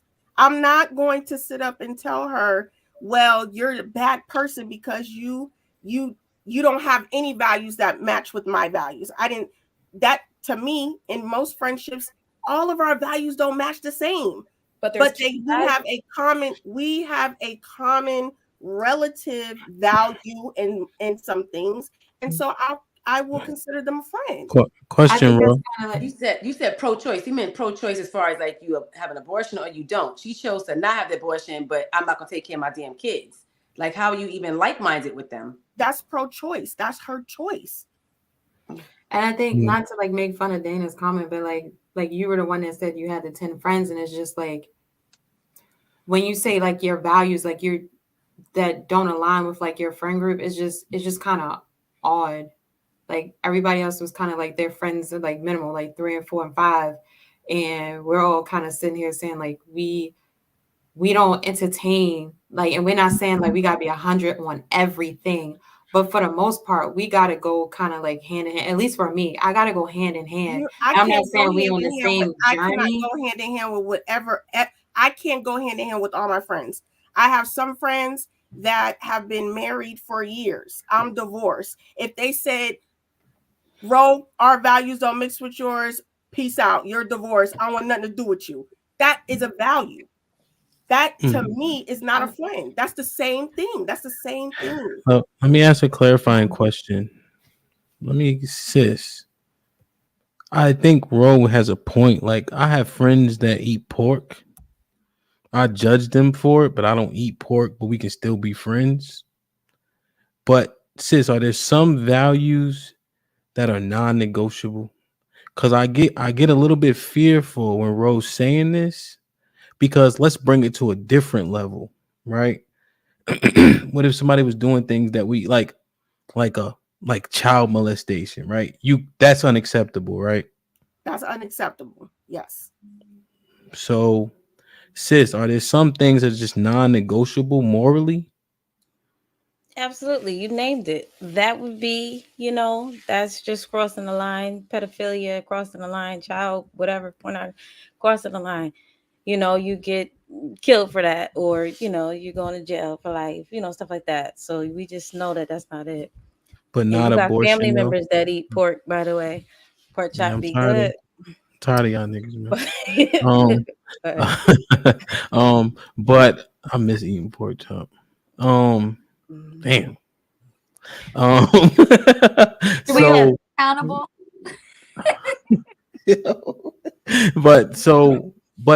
And so you're saying being pro-choice or pro-life, that's not one of those things. Like, we can get over that. That's not one of those things. We can get over that. Lots and lots of people have been to the clinic. I do get Rose's sentiment, because I was just thinking, I have one friend, she's tolerating a lot from this one fella. And I'm just like, dang, how is she going through this? But then I'm like, but she's maintaining this relationship. She's sticking and staying.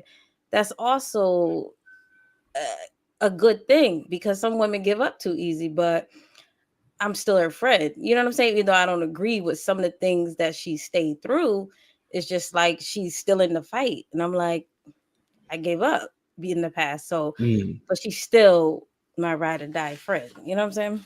Yeah. No, So I get what Rose saying. Now, kind of what sis said with Rose saying, Isha, if you keep a friend and they're doing wrong, are you also holding them accountable but active in helping them overcome? Like, should that be one of the caveats to keeping a friend that has maybe some poor moral values or makes some poor choices, or do we do what Dana say and tell them once and then it's on them? If they're gonna keep doing it, no, I'm not a therapist. I am not a life coach. Like, I'm trying to be your friend. I'm gonna encourage you. So if I give you my input and you're gonna keep doing, you cannot keep coming to me with the same issue over and over again, wasting my time because I'm a busy woman. Okay, shit like that. Okay. Mary, you've been chomping at the bit. What's up? No, it's like I do understand to an extent, but what sis said in regards to, you know, her friend that's dealing with a nigga, again, I forgot who had mentioned it in regards to if it's something that's strictly having to do with them. Like, I feel so heavily about the mom thing and being a bad mom because you're not just affecting you in your life, you're affecting somebody else's, which is your child. So I'm gonna stand on that because as a mom, first, I'm always gonna protect the child. You get what I'm saying? So to me, when it comes, like you said, there is things that you have to stand on, not the pork shit, whatever the case may be, but there is some things that you have to stand with because, I mean, even in general, birds of a feather flock together. Some people believe in that, some people don't. I grew up where I hung out with, I was around the hoes a lot of time. You know what I'm saying? And I got associated with being a hoe, but I was also the ugly one too. So how did I even go together? But you know what I'm saying? So it's just like having even to start my separation from people with that at a young age, because it's like, hey, like, I don't even want to be associated with that. You know, being the only friend that was in relationships. You know what I'm saying? It's things that you just have to stay away from to, one, keep your sanity. Like Isha said, like, I don't have time for this. When you got kids and all that taking up your brain space, you got to have standards when it comes for friends, just like it comes for niggas. So if I don't like something that you're doing, or you a deadbeat mom, I'm not going to be with a nigga that's a deadbeat dad either. Okay. Interesting, man. That's deep. So let me go around the room one time. Sis, do women hold each other accountable? Jesus Christ. Dead air, sis. I have to broadcast this. No. Nay? Not all. Answer the question.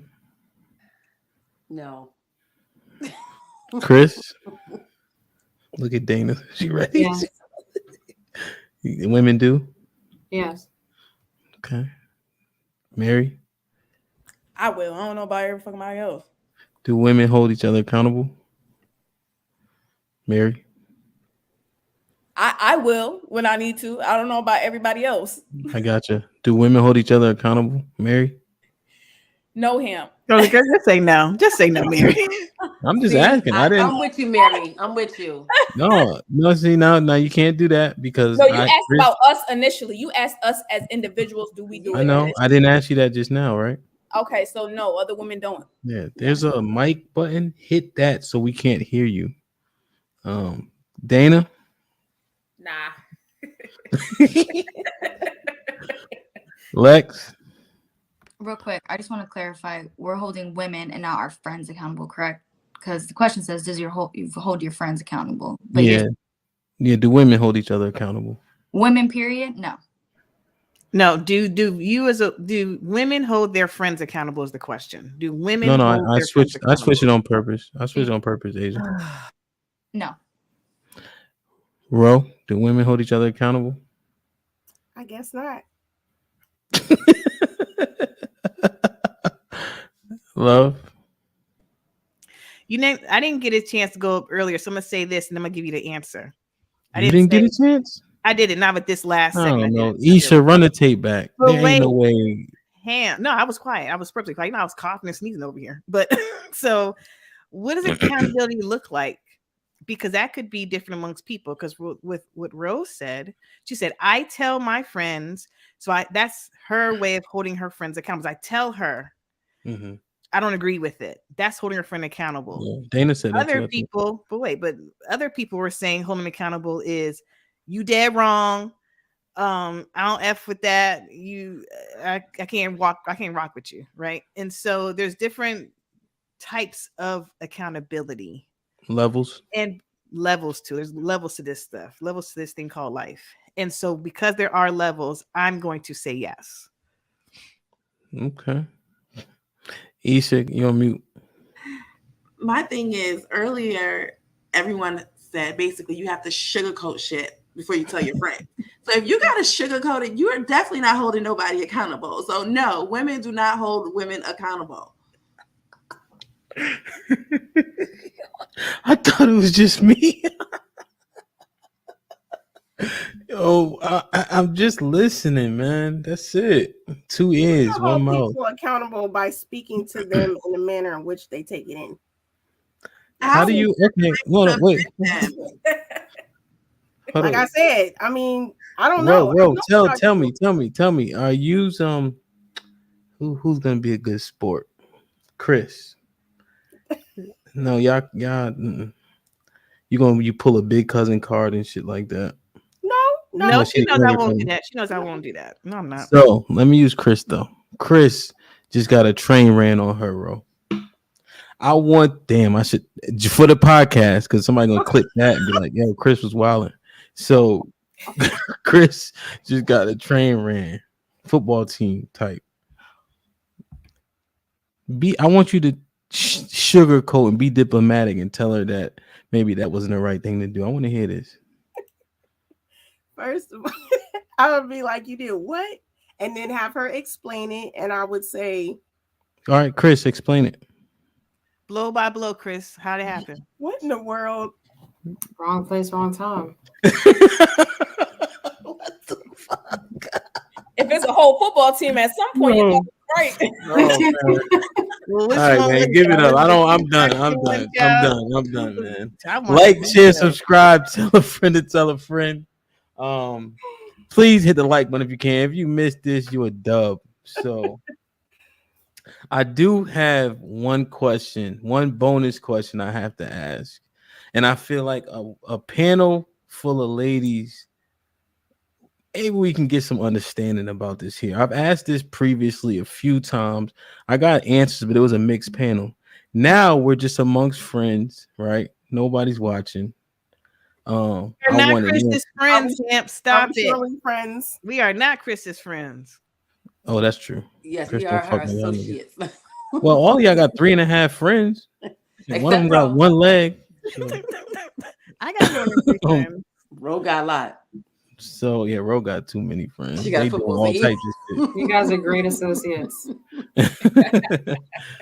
So let me ask this. First off, like, share, subscribe, tell a friend. Next week and tomorrow you'll see the beautiful panel of people. Today with the ladies, tomorrow with the mixed panel.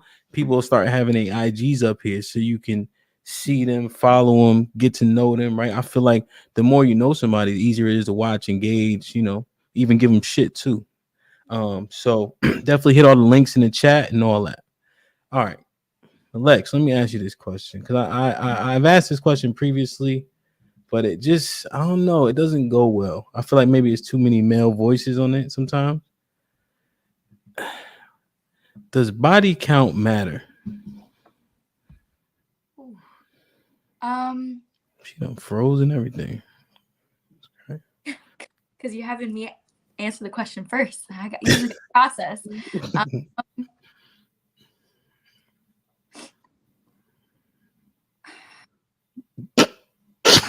I really had to go first.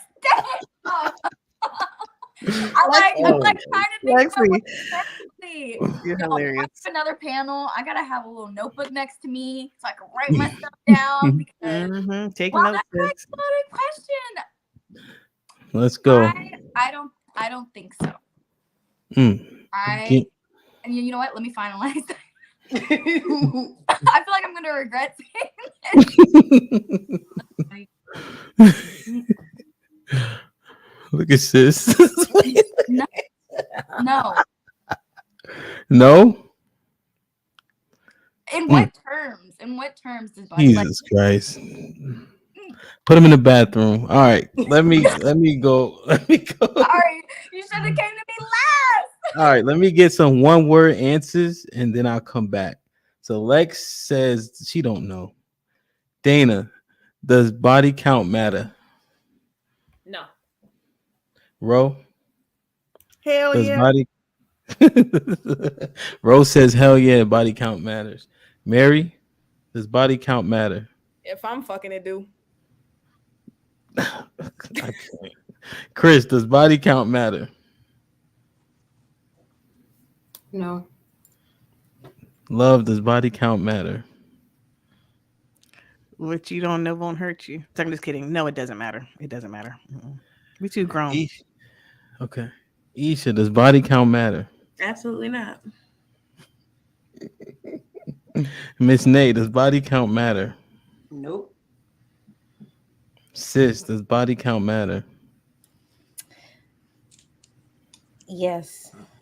Can I say why? Not yet. So, the people that said it does not matter, please tell me your body count. 25. Ooh. I'll say I'll go first. Go ahead, Dana. Dana said 25. Okay. Chris? 5. Times 3, 15. Okay. Nate? 10. 30. East? 3. It's Boy, oh boy. No, you lying. Asia? You already know too. My ex-husband and my son's father. I told you. Okay. I know a lot now. Lex, did you come with a conclusion? I still stand on my answer. No, I don't think body count. What's yours?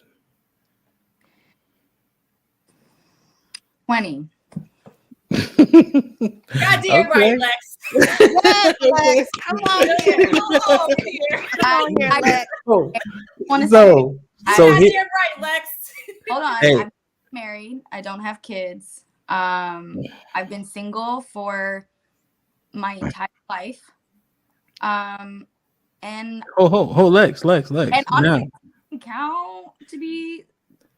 yeah, it's probably more than that. We There's understand. no judgment. It probably- if it was What? 50, it Wait. doesn't matter. Even if it was 50, it Wait. doesn't matter. So now here's the thing. One, I want to applaud you guys for being probably the first panel in history to answer that question. Right? Some of us answered it genuinely. I know for a fact some of us answered it disingenuously. For a fact.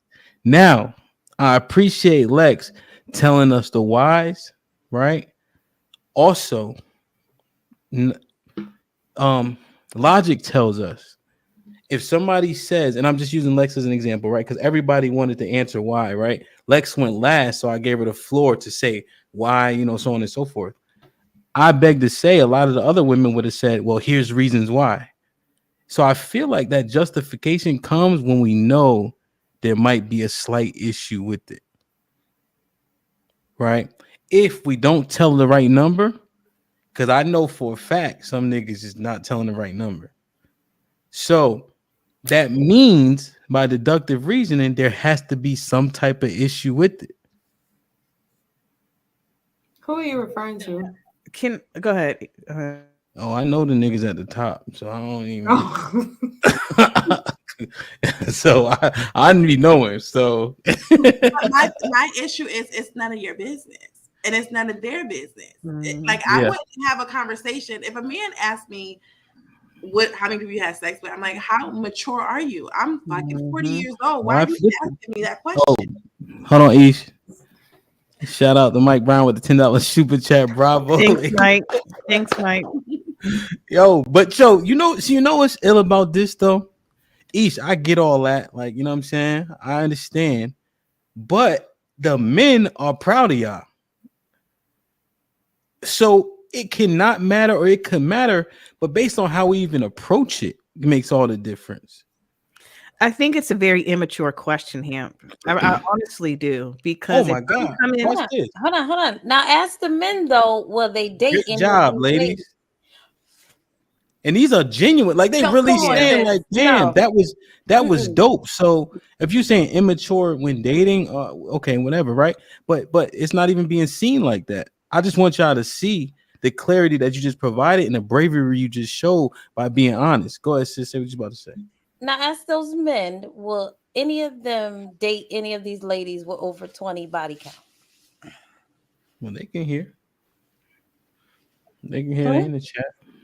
I But just want to They may know. not date, but they'll still I want them smash. to answer. I just want them to answer because I so learned. so I can answer for them, right? So men aren't foolish, right? We understand. If you've been, we had this conversation before, Ish, right? If you been having sex since 18, you date 2 people a year, shit doesn't work. You 35. What is that? 30? No, my math is off, right? 28 or something like that. It's I the don't know, number. It's whatever. over 20. It's quite a bit. It's over 25. We'll say it's over 25, right? But when you do the math, it makes perfect sense. You date 2 people a year, you're trying to see where it goes. Sex is on the table, that happens, it doesn't work. So what do? Sit down for a minute? Yes, but then you go out, you see somebody, you give it another opportunity. Also, are men being fully genuine in these situations? No. So what will men do? I'm gonna say this, do that. I have no intentions for her, but I want some cheeks. And I call her to see if I can get in. I might take her out when I got nothing else to do, right? So you an afterthought, but you don't know because he being nice, he's still buying dinner, whatever the case is. And when he get them cheeks, he out. But Hemp, I'm gonna go back to my original. Well, not question. but on that. Wait, Asia, because here's what I don't want you to go back to something because I just want y'all to understand what I'm saying. But if you want to slightly derail, I mean not derail, but if you want to go back to something, I just want to give y'all this because we understand. Grown men understand. We don't want that. We don't prefer that, but we understand we living. So right? do you believe So why someone ask? So why? I'm sorry, Chris. I gotta get this out real quick. I'm sorry. Then why ask? If you know we are near 40 or over 40 or at 40 or 35, if you already have this quick math, why even bother asking is the point. If you all understand, if you get it and all this and that, then why bother asking in the first place then? If Because it we want to works know. and it's clean, but why? No, I really want to know a genuine question. If it Yeah, works no, and it's so- clean, tell me from a man's perspective, if y'all know the answers around about, why do you ask? But you prefacing it. So here's how you ask the question. You're asking a question with a presupposition. You're asking a question like we shouldn't be asking. If you genuinely want to ask us why ask, then just ask the question. Why are you asking the question? It's very As simple. men. It's very simple because we want to know, right? And we can make a fully educated decision, right? So other things that a woman does or she presents can overcome that. But if I'm already wavering, I'm trying to get to know her, understand. If that body count is crazy, that may be a um a, um a decision maker. Or what's the word I'm looking for? Decision maker, deciding factor. Deciding factor.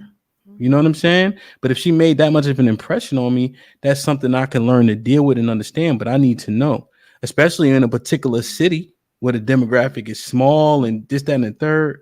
You know what I'm saying? But the key is to educate us or edify us, I should say. You know, but people want to know a lot of stuff, right? How are you Like, edified? No, stop right there. You said you want to be edified. How is a man edified by knowing her body count? How does that you don't think a body count can tell a lot about a person? Yeah. No, you said it edifies the man. I want to know, how does it edify you? You know what edification means, right? I'm not trying to be funny. I'm not trying to be funny. I'm not. I swear No, I'm not. maybe I don't. Go ahead. So edification is building you up. Edification is making you Okay. stronger. So yeah, I used it, right? Yeah. So now I know what I got to deal with. Right. So I can make a conscious decision. And what was the last thing I said, Chris? I lost my train of thought. You said you wanted to be educated. What do you mean by that? I said you can tell a something. lot about a person. Oh, yeah. So you can tell a lot about a person, right? Because then you can explore said body count.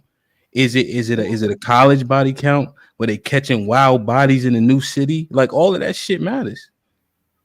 So like it's kind of like the tag for like my answer to that. Like I don't think body count matters, but like Cam said, I think you can tell a lot about a person when you're trying to get to know somebody.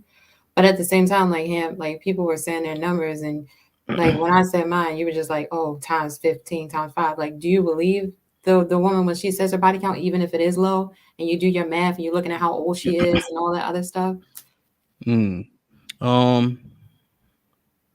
No. See, that's I the think thing we right there, though. I think we add a few. Go ahead. Because there are women out there who just had a late start. Yeah. So church and like shit. so your math might be wrong on it. Yeah, it could be wrong, right? But as you get to know her, if you do tell it, maybe that 5 might make a lot more sense. Lex has something, and then Mary. I think Lex, you were saying something, but Chris was talking at the same time. No, I think you answered it. I was just like, because at the end of what you were saying, where you were like, well, I want to be educated when I ask, like, what is their body count? And I think it sounds like you really nation onto, if someone So certain amount of body. You kind of like chopping a little bit. Is it just me, y'all? Say it one more time, Lex, because I think what you said is important. No, I was saying when you stated I want to be educated, are you also saying you really just need like an explanation? So if you do ask the question and they do provide you an explanation, sorry, I totally lost my train of thought. No, I think you're right. I think that's what I was speaking to. Like, yeah, we can use reasoning and logic. Will we? Right? That's TBD. But you'd be surprised, right? You may even be pleasantly surprised. Because if that man inquires and you have an interest, I don't know how good, because Mary, what did we say before? People assume. So if Isha says, I'm just using that as an example based on the conversation, nigga, why you want to know? I'm like, God damn, you must be on your your Lex Luger shit. You know what I'm saying? Or Buffy the Body, whoever, whatever porn you like to watch, Jasmine Cashmere, D Cherokee, So that's what's gonna happen. So if you be like, nigga, why you want to know? Be like, okay, I know where she at. Go ahead, Mary. I feel like men wanting to know that information kind of goes with, I guess with me personally, when I was dating, I always ask men, how many long-term relationships they've been in and what's their longest relationship. So I feel like that kind of goes hand in hand with the question that men usually ask in regards to body count, because you're trying to figure out who a person is. So, I mean, yeah, it's kind of fucked up that that's how they look at it. But us as women, we kind of look at it as that too, because I've been on dates with men before where they're just like, why does that matter if it was before you? Or why does it matter? People that just be like, oh, I've never been in a relationship over a year. And it's like, what? That's the same thing as a guy looking at a woman say, oh, I slept with 15 niggas. And it's like, what? I just feel like it's the same thing. It's just that it's more derogatory when it comes from men to women versus women just being like, how many relationships you've been in, how many long-term relationships you've been in. Yeah, I think that's fair, Mary. So I just go ahead, Dana. Sorry. Just really quickly, I answered the question here because we're on the panel, but if I were in a real life situation and a man asked me, I absolutely would not answer that question. And I wouldn't put up a big fight about it or make a fuss. It's just a question that I don't generally answer. But along those lines, I'm also not going to ask him his body count either, because I'm not interested in that. And for all of the reasons that you said that you would be okay, or you would, for all of the reasons that you justify a higher body count. We understand that people of a certain age may have experienced certain things, or we're doing the numbers when you started having sex, blah, blah, blah, blah, blah.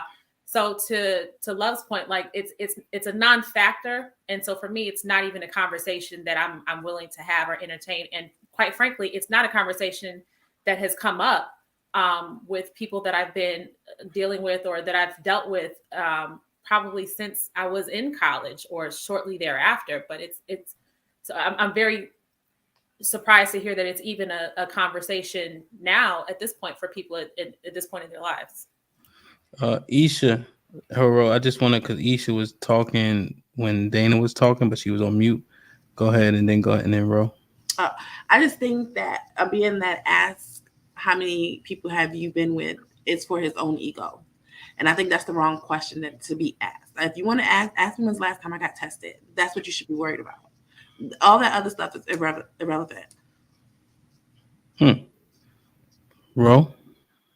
What I was going to be my question is it okay if he asks, when's your last checkup or when's the last time you've been tested? You know what I'm saying? I was going to ask, is that an appropriate question to ask? Absolutely, if 100,000%. if not asking the number, because I think men ask that question for a variety of different reasons, but I also think it has something to do with their health. It could be a question for health purposes as well. But Nah, Never. They don't care about health that. purposes question. That's Nobody. to determine if you're really a hoe. That's what they're really trying to I mean, do. okay. We don't care about the health, bro. Okay. Well, like my thing is, and you should. That should be what you really care about. But my thing No, is, you should. You a girl. Is that only pertaining to women that somebody will find attractive? Because I don't think men ask women, ugly women, how many men they slept with. If they say it's 30, women they considering. Yeah, it's women they considering to take personal. But if you see, my thing is, if you see somebody that's less attractive and they be like, "Oh, I slept with 30 niggas," you gonna lower the number? What do you You gonna mean? be like, "What? 30 niggas? Fuck you!" Like, Yeah, we don't care. Niggas are, you know what, niggas, man, look, niggas will get cheeks from anything. That ain't about nothing. And yeah, that's I mean, Mary, come on. No, because I feel like women that are more like on the more attractive, like they automatically put a number on them. You ain't even got to answer the question. They gonna be like, "Oh, I know she been around." When Just she's like how she pretty? looks. Yeah, just by somebody being attractive. Nah, you actually put numbers on ugly chicks because it's easy. You think about it, right? This what a nigga do. Let me give y'all the fellas might be mad at me, but fuck it. I ain't in the game no more. So nigga will go through his phone, right? The girl he texts her first early. She can't get to him. The next one, then the next one. And that 4 a.m. that girl you was calling ugly that day gonna get a text at 3:35 and wear a mask, come through the back door, walk on all fours just in case somebody looking out the window, all that. So best believe niggas go, it ain't a black book no more. You just scroll up the phone. And then you know what you say before you hit that button? Fuck it. So don't I'm telling you. One thing I wanted to push back on a little bit, and I think we got to explore this further. And AJ, you can get in right away. Is ego. I just want to put this out there. You women up here, based on what I think I know, you do not want a man that doesn't have an ego. You don't. Ego amounts to a lot, right? There's some adverse effects to it, but overall, men need ego. And men need their ego stroked, especially from their woman. So be very careful because you'll be surprised when you meet a nigga with no ego, he's not gonna be the one you want. Go ahead, love. You got the floor. I actually agree with that last statement. I don't want a man without an ego. But I was gonna say was because of your story, you have great stories. The way you break it down, it's hilarious. These trash men inviting girls over just because they have an unction or inkling every other night to have sex with different women. Mm-hmm. That's why I don't even ask because I know they're trash, right? I mean, I just know men that go through a trash period, whatever. Most importantly, it's when's the last time you got tested? Like, I don't. Let's get tested together, right? That's the most important thing. I don't want to know if you had 100. I would hate. I assume because y'all are trash. No disrespect though, but the most important thing is if you have the HIV or chlamydia or gun, something you can't get rid of, herpes, all that. What the hell like is the that's HIV? what I care about. What's the HIV? What's the HIV. HIV. House Oh, in that's Virginia. what y'all call it? Oh, okay. House in Virginia, HIV, all that. The HIV, yeah, the monkey on your back. Yeah, house in Virginia, all that. So, Mary, you threw me off. Hold on. Yeah. So, most importantly is when you get tested, and can we get tested together, right? Because Okay, he may have had 2 women. Who wants an inexperienced man anyway? Like, who wants a man who isn't experienced? So I'm not going to judge you too harshly because you got experience, right? But I also don't want the man that's been with 2 women that found the biggest whore they could find and have herpes and something you can't get rid of. And I just assume because he's a clown, he didn't get a lot of butt. He could give you herpes or something else like that. So most importantly, get tested. That's all that really matters. Does his dingling work? Is it big enough? Does it, is he all that good stuff? So I care about that. And is it sick? No one wants a sick dick. So go get tested. I hear you. Wait, I have a question, because I'm just perplexed. Lex, have you been dating for over 30 years? What? I'm 27. I mean, I'm pretty open. Has a guy? I asked that because I'm wondering, has a guy ever asked you what your body count was, or has been, or is? It's, believe it or not, it's actually been a few years since someone has asked me like what my body count was. I would say like back in college, that was a more common question. Oh, okay. But I would say within the past 3-4 years, I haven't been asked that question, and it's comforting because it's obviously like there's like a shade of shame, obviously, by having a higher number, but at the same time, like I haven't been in a relationship and I haven't been married, and I'm not going to close that part, that sexuality part, just because I'm none of those things. I like being sexual, and you about to say something else? I don't want you to feel a shade of shame, Lexi, at all. Please don't, that's one thing I don't want. I really don't want you to feel any veil of shade or shame, at all. You're sexually liberated. You are comfortable with your body. Pam thinks differently, I think. Girl, and 27-year-old men probably had 150 bodies. So and that's probably average for a lot of women, believe it or not. That's pretty. I believe that may be pretty average for a lot of women. So if you, in actuality, the men aren't doing that, right? They don't have access to sex. So that is one of the misnomers that is profoundly untrue for most men, right? Women are sleeping with the same men. That's how these men are getting their numbers up so high, right? A lot of men do not have access to women, so don't believe that. That's even worse. You sleep with the same chicks, like no, Asia, slow down. Okay, what I'm saying is sleeping with the same niggas. Well, what I'm saying is what you're saying is different from what I'm saying a little bit. Because if he has 150 chicks, right, the chicks are sleeping with the same man. So, and Lex, here's the point about what you're saying that I appreciate, right, is because we know, right, we want different things in our lives when that time comes, and we don't want anything to prohibit that. Mm-hmm. So, as an example, you can sleep with 20 guys, or you could sleep with one of the wrong guy. So now you meet his friend, right? That the friend that you actually like and want to be with, but you slept with his friend on some sexual liberation shit. And now it sullies that one relationship that you actually wanted. So men have a very difficult time overcoming that. Now, if you date white men, I don't know about them. Can I just say this real quick? One of Ham's close friends, Chief, disagreed with that. He totally disagreed with that statement. Chief is a very respectable man, and I believe he has a very high emotional EQ. Yeah, Asia. Now, see, I haven't been rude yet.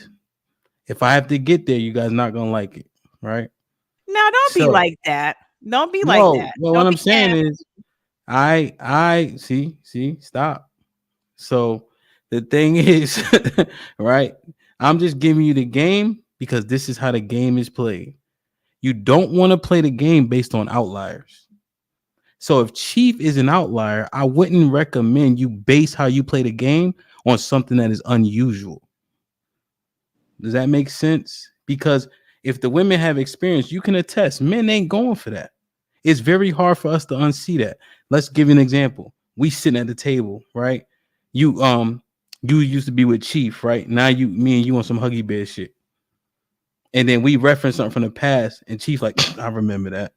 Nigga, what? What you remember? He could be talking about the hot dogs y'all ate. It's not gonna go how you think it's gonna go. And I just really need y'all to be realistic. Don't set yourself up for a honey bun. I'm telling you. That's all I'm saying. But like Go Lex ahead. says, well, if a lot of people were consistently single like that, a lot more women would have higher numbers. You get what I'm saying? But either one, they fall for stupid niggas, or some people just prefer long-term relationships. That's just what it is. But from what I hear, that number is, and I think Hamp mentioned it before, that's pretty average for women of that, of the age. Yeah, I'm not surprised by it.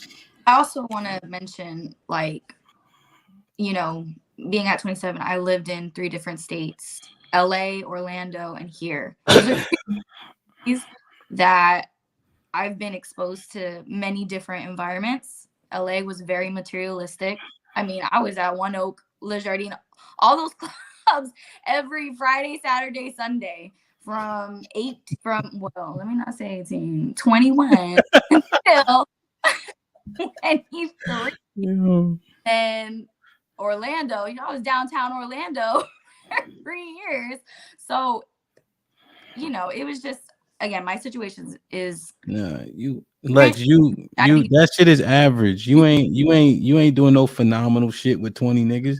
That's regular shit. Like, don't The you know what I overall mean? point, Go ahead, sis. point as to why I was inquiring, because I think there's better advice to give. I don't think you should share it, because when men, like you said, like you all have explained in other podcasts, that men don't want to think about who their woman been with, even like if they're feeling the lady, they don't want it. Then the question comes, what's your body count? And they're like 26, and he's like 26 sausages in your vagina, so that's what he's thinking at some point during that dinner or conversation. So I'm not sure if Lex or any of us should really share the correct number. I don't think we should. Sis, I think one thing, I don't know if you saw this one, then I'll get love and I gotta get Ro. Men will make assumptions though.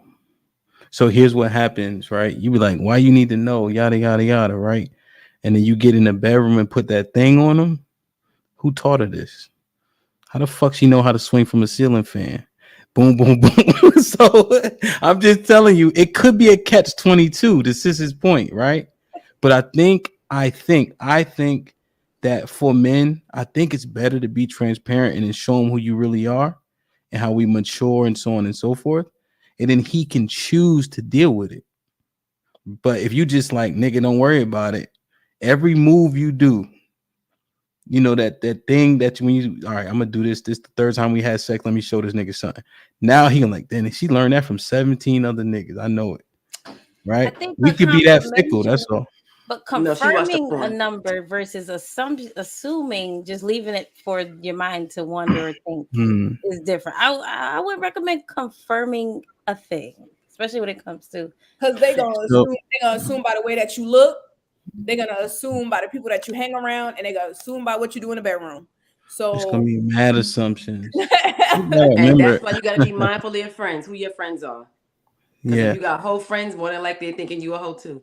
You gotta remember, opinions is that wilderness between knowledge and ignorance.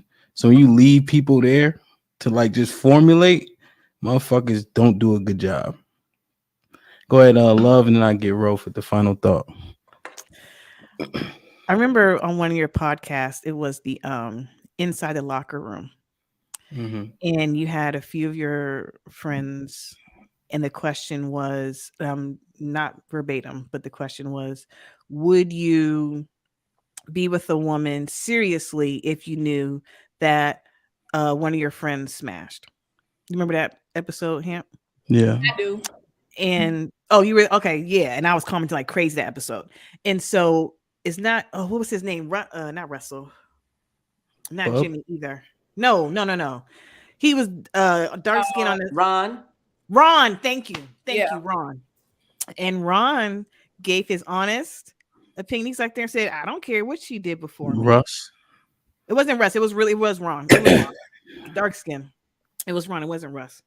Oh, And he said, I don't know and Ron. sis was on that podcast. Not she was in it. I remember her. She was commenting too. But I anyway, don't the know no point Ron is, though.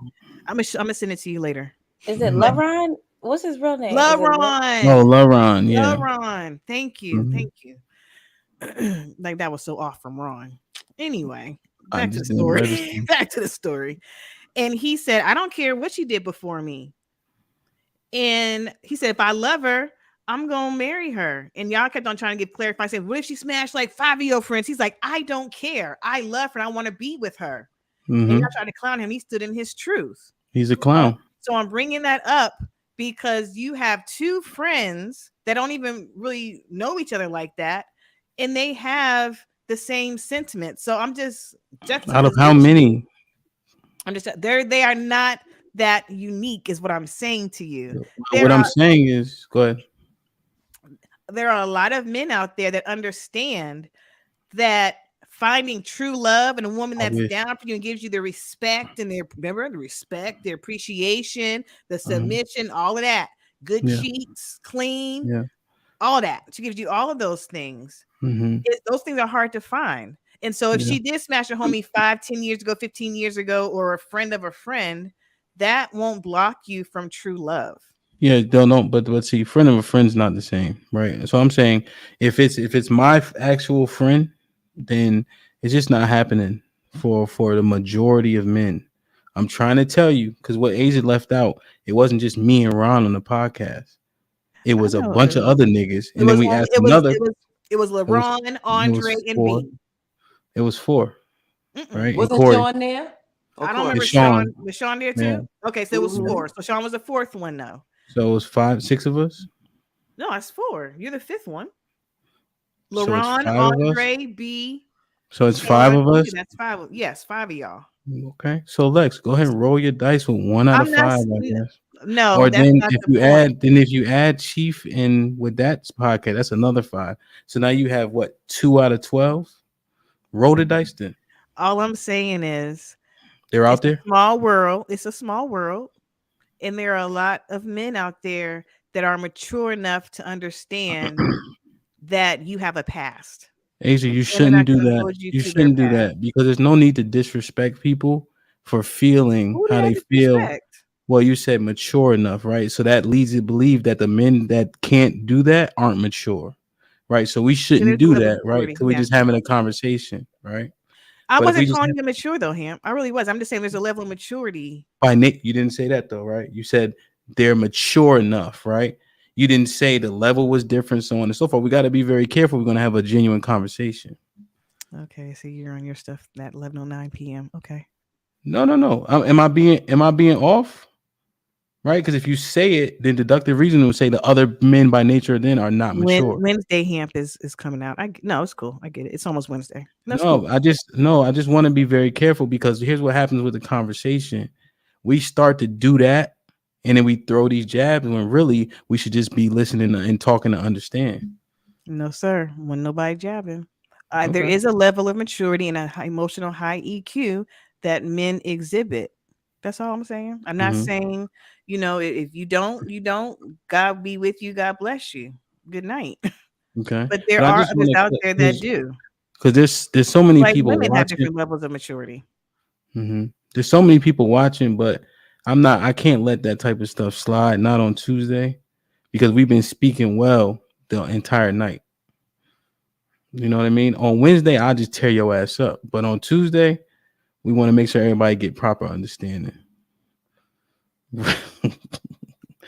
Damn, I'm getting good at this. Ro. I actually agree with him because I've had men say the same thing he has said. Not men that I've dated, but big brothers, cousins. They've all said the same thing. And again, I'm judgment free.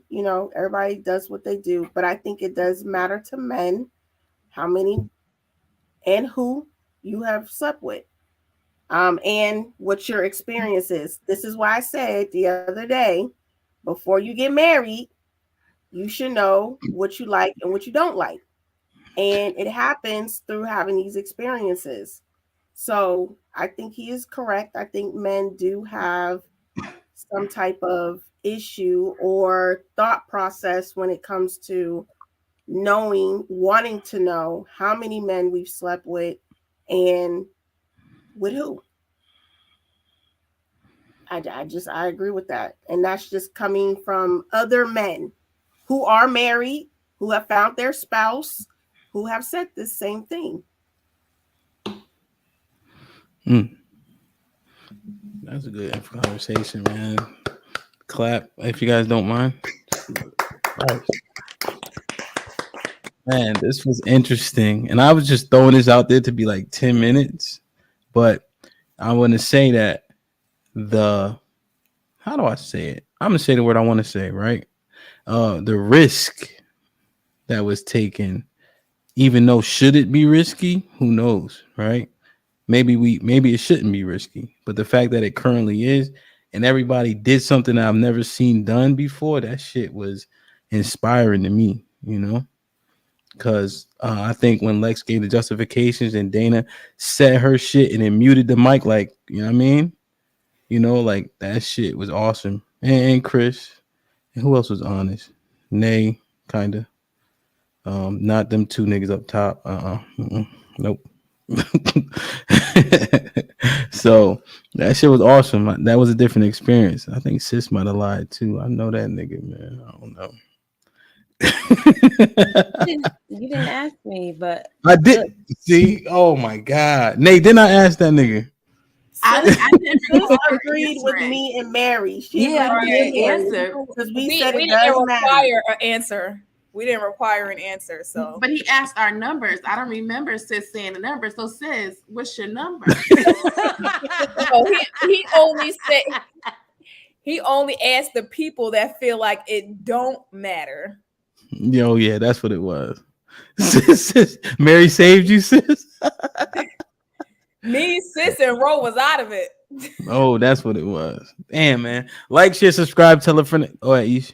Double back, ask them the question because I'm curious now. Nah, no, it don't matter. Remember? Listen, I got one husband. Listen, like, share, subscribe, tell a friend, and tell a friend. If you missed this, I mean, I don't know. The live experience is something different, especially if you're in the comments. So next time you up here, definitely like, share, subscribe, and then share. Again, just send it to somebody via text, whatever the case is. I guarantee they'll be intrigued. We hit a lot of awesome. The conversation was awesome. We stayed on one topic, but we differentiated that topic to the fullest extent. The last one was a bonus, and this is something that I just really appreciate. That's why I continue to be redundant in saying that. You know what I mean? Listen, I don't fuck with Jerry Springer, but I do like one of his constructs. Ro, final thought. Hold your friends accountable, but do it in love. And that includes speaking to them in love. Word. Ish. My body count is nobody's business. And I just don't really trust a woman with a whole lot of friends because she comes off as being a people pleaser. And I don't trust that. So Word. Mary.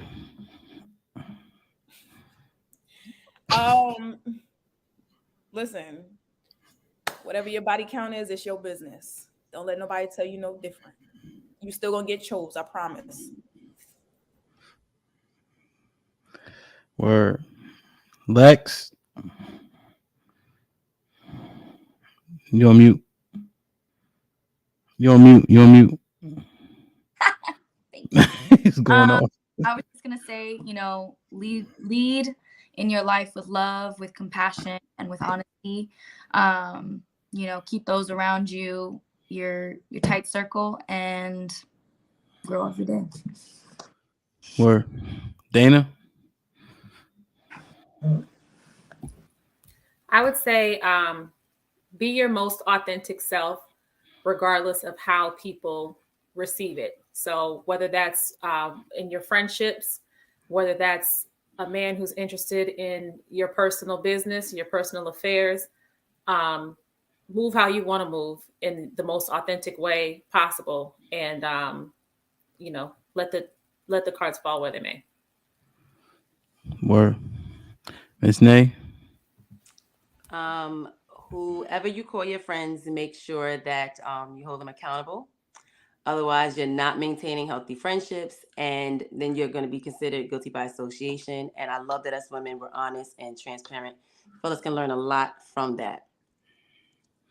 Word. Sis. Do not share your body count. I don't care what these people are saying. Don't tell people what's going on between your legs. Like your grandmothers used to say, that is no one's business, like Isha said. Your friends, be loyal to your friends and choose like-minded friends. Word. Chris.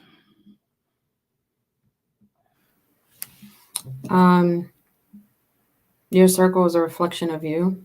So hold people accountable, be genuine, and choose wisely, because everybody is not your friend. Word. Love. Excuse me. Communication is very important. And if you want your message to be received, ensure you are delivering it in a way in which the recipient can receive it, however that is. And also understand how you speak to yourself is also important. Because how you speak to yourself and the thoughts you have towards yourself are just as important. Value who you are, be authentic with who you are, and don't let this warped society morph you and make you feel bad for being true to yourself.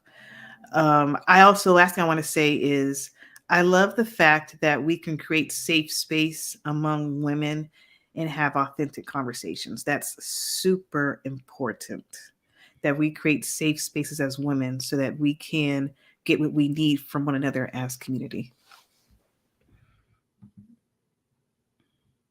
Yeah, man. I'm proud of you guys. I think you guys did an awesome job today. I think we learned a lot. They saying this. I mean, point blank. Now, you can add up this whole panel, it won't be enough. I'll tell you that now. So y'all not fucking with me. So I ain't worried about it. And you still somebody's husband. That's why I said, listen, ladies. Mary. My right. Final thought. You had your shot. Jesus Christ.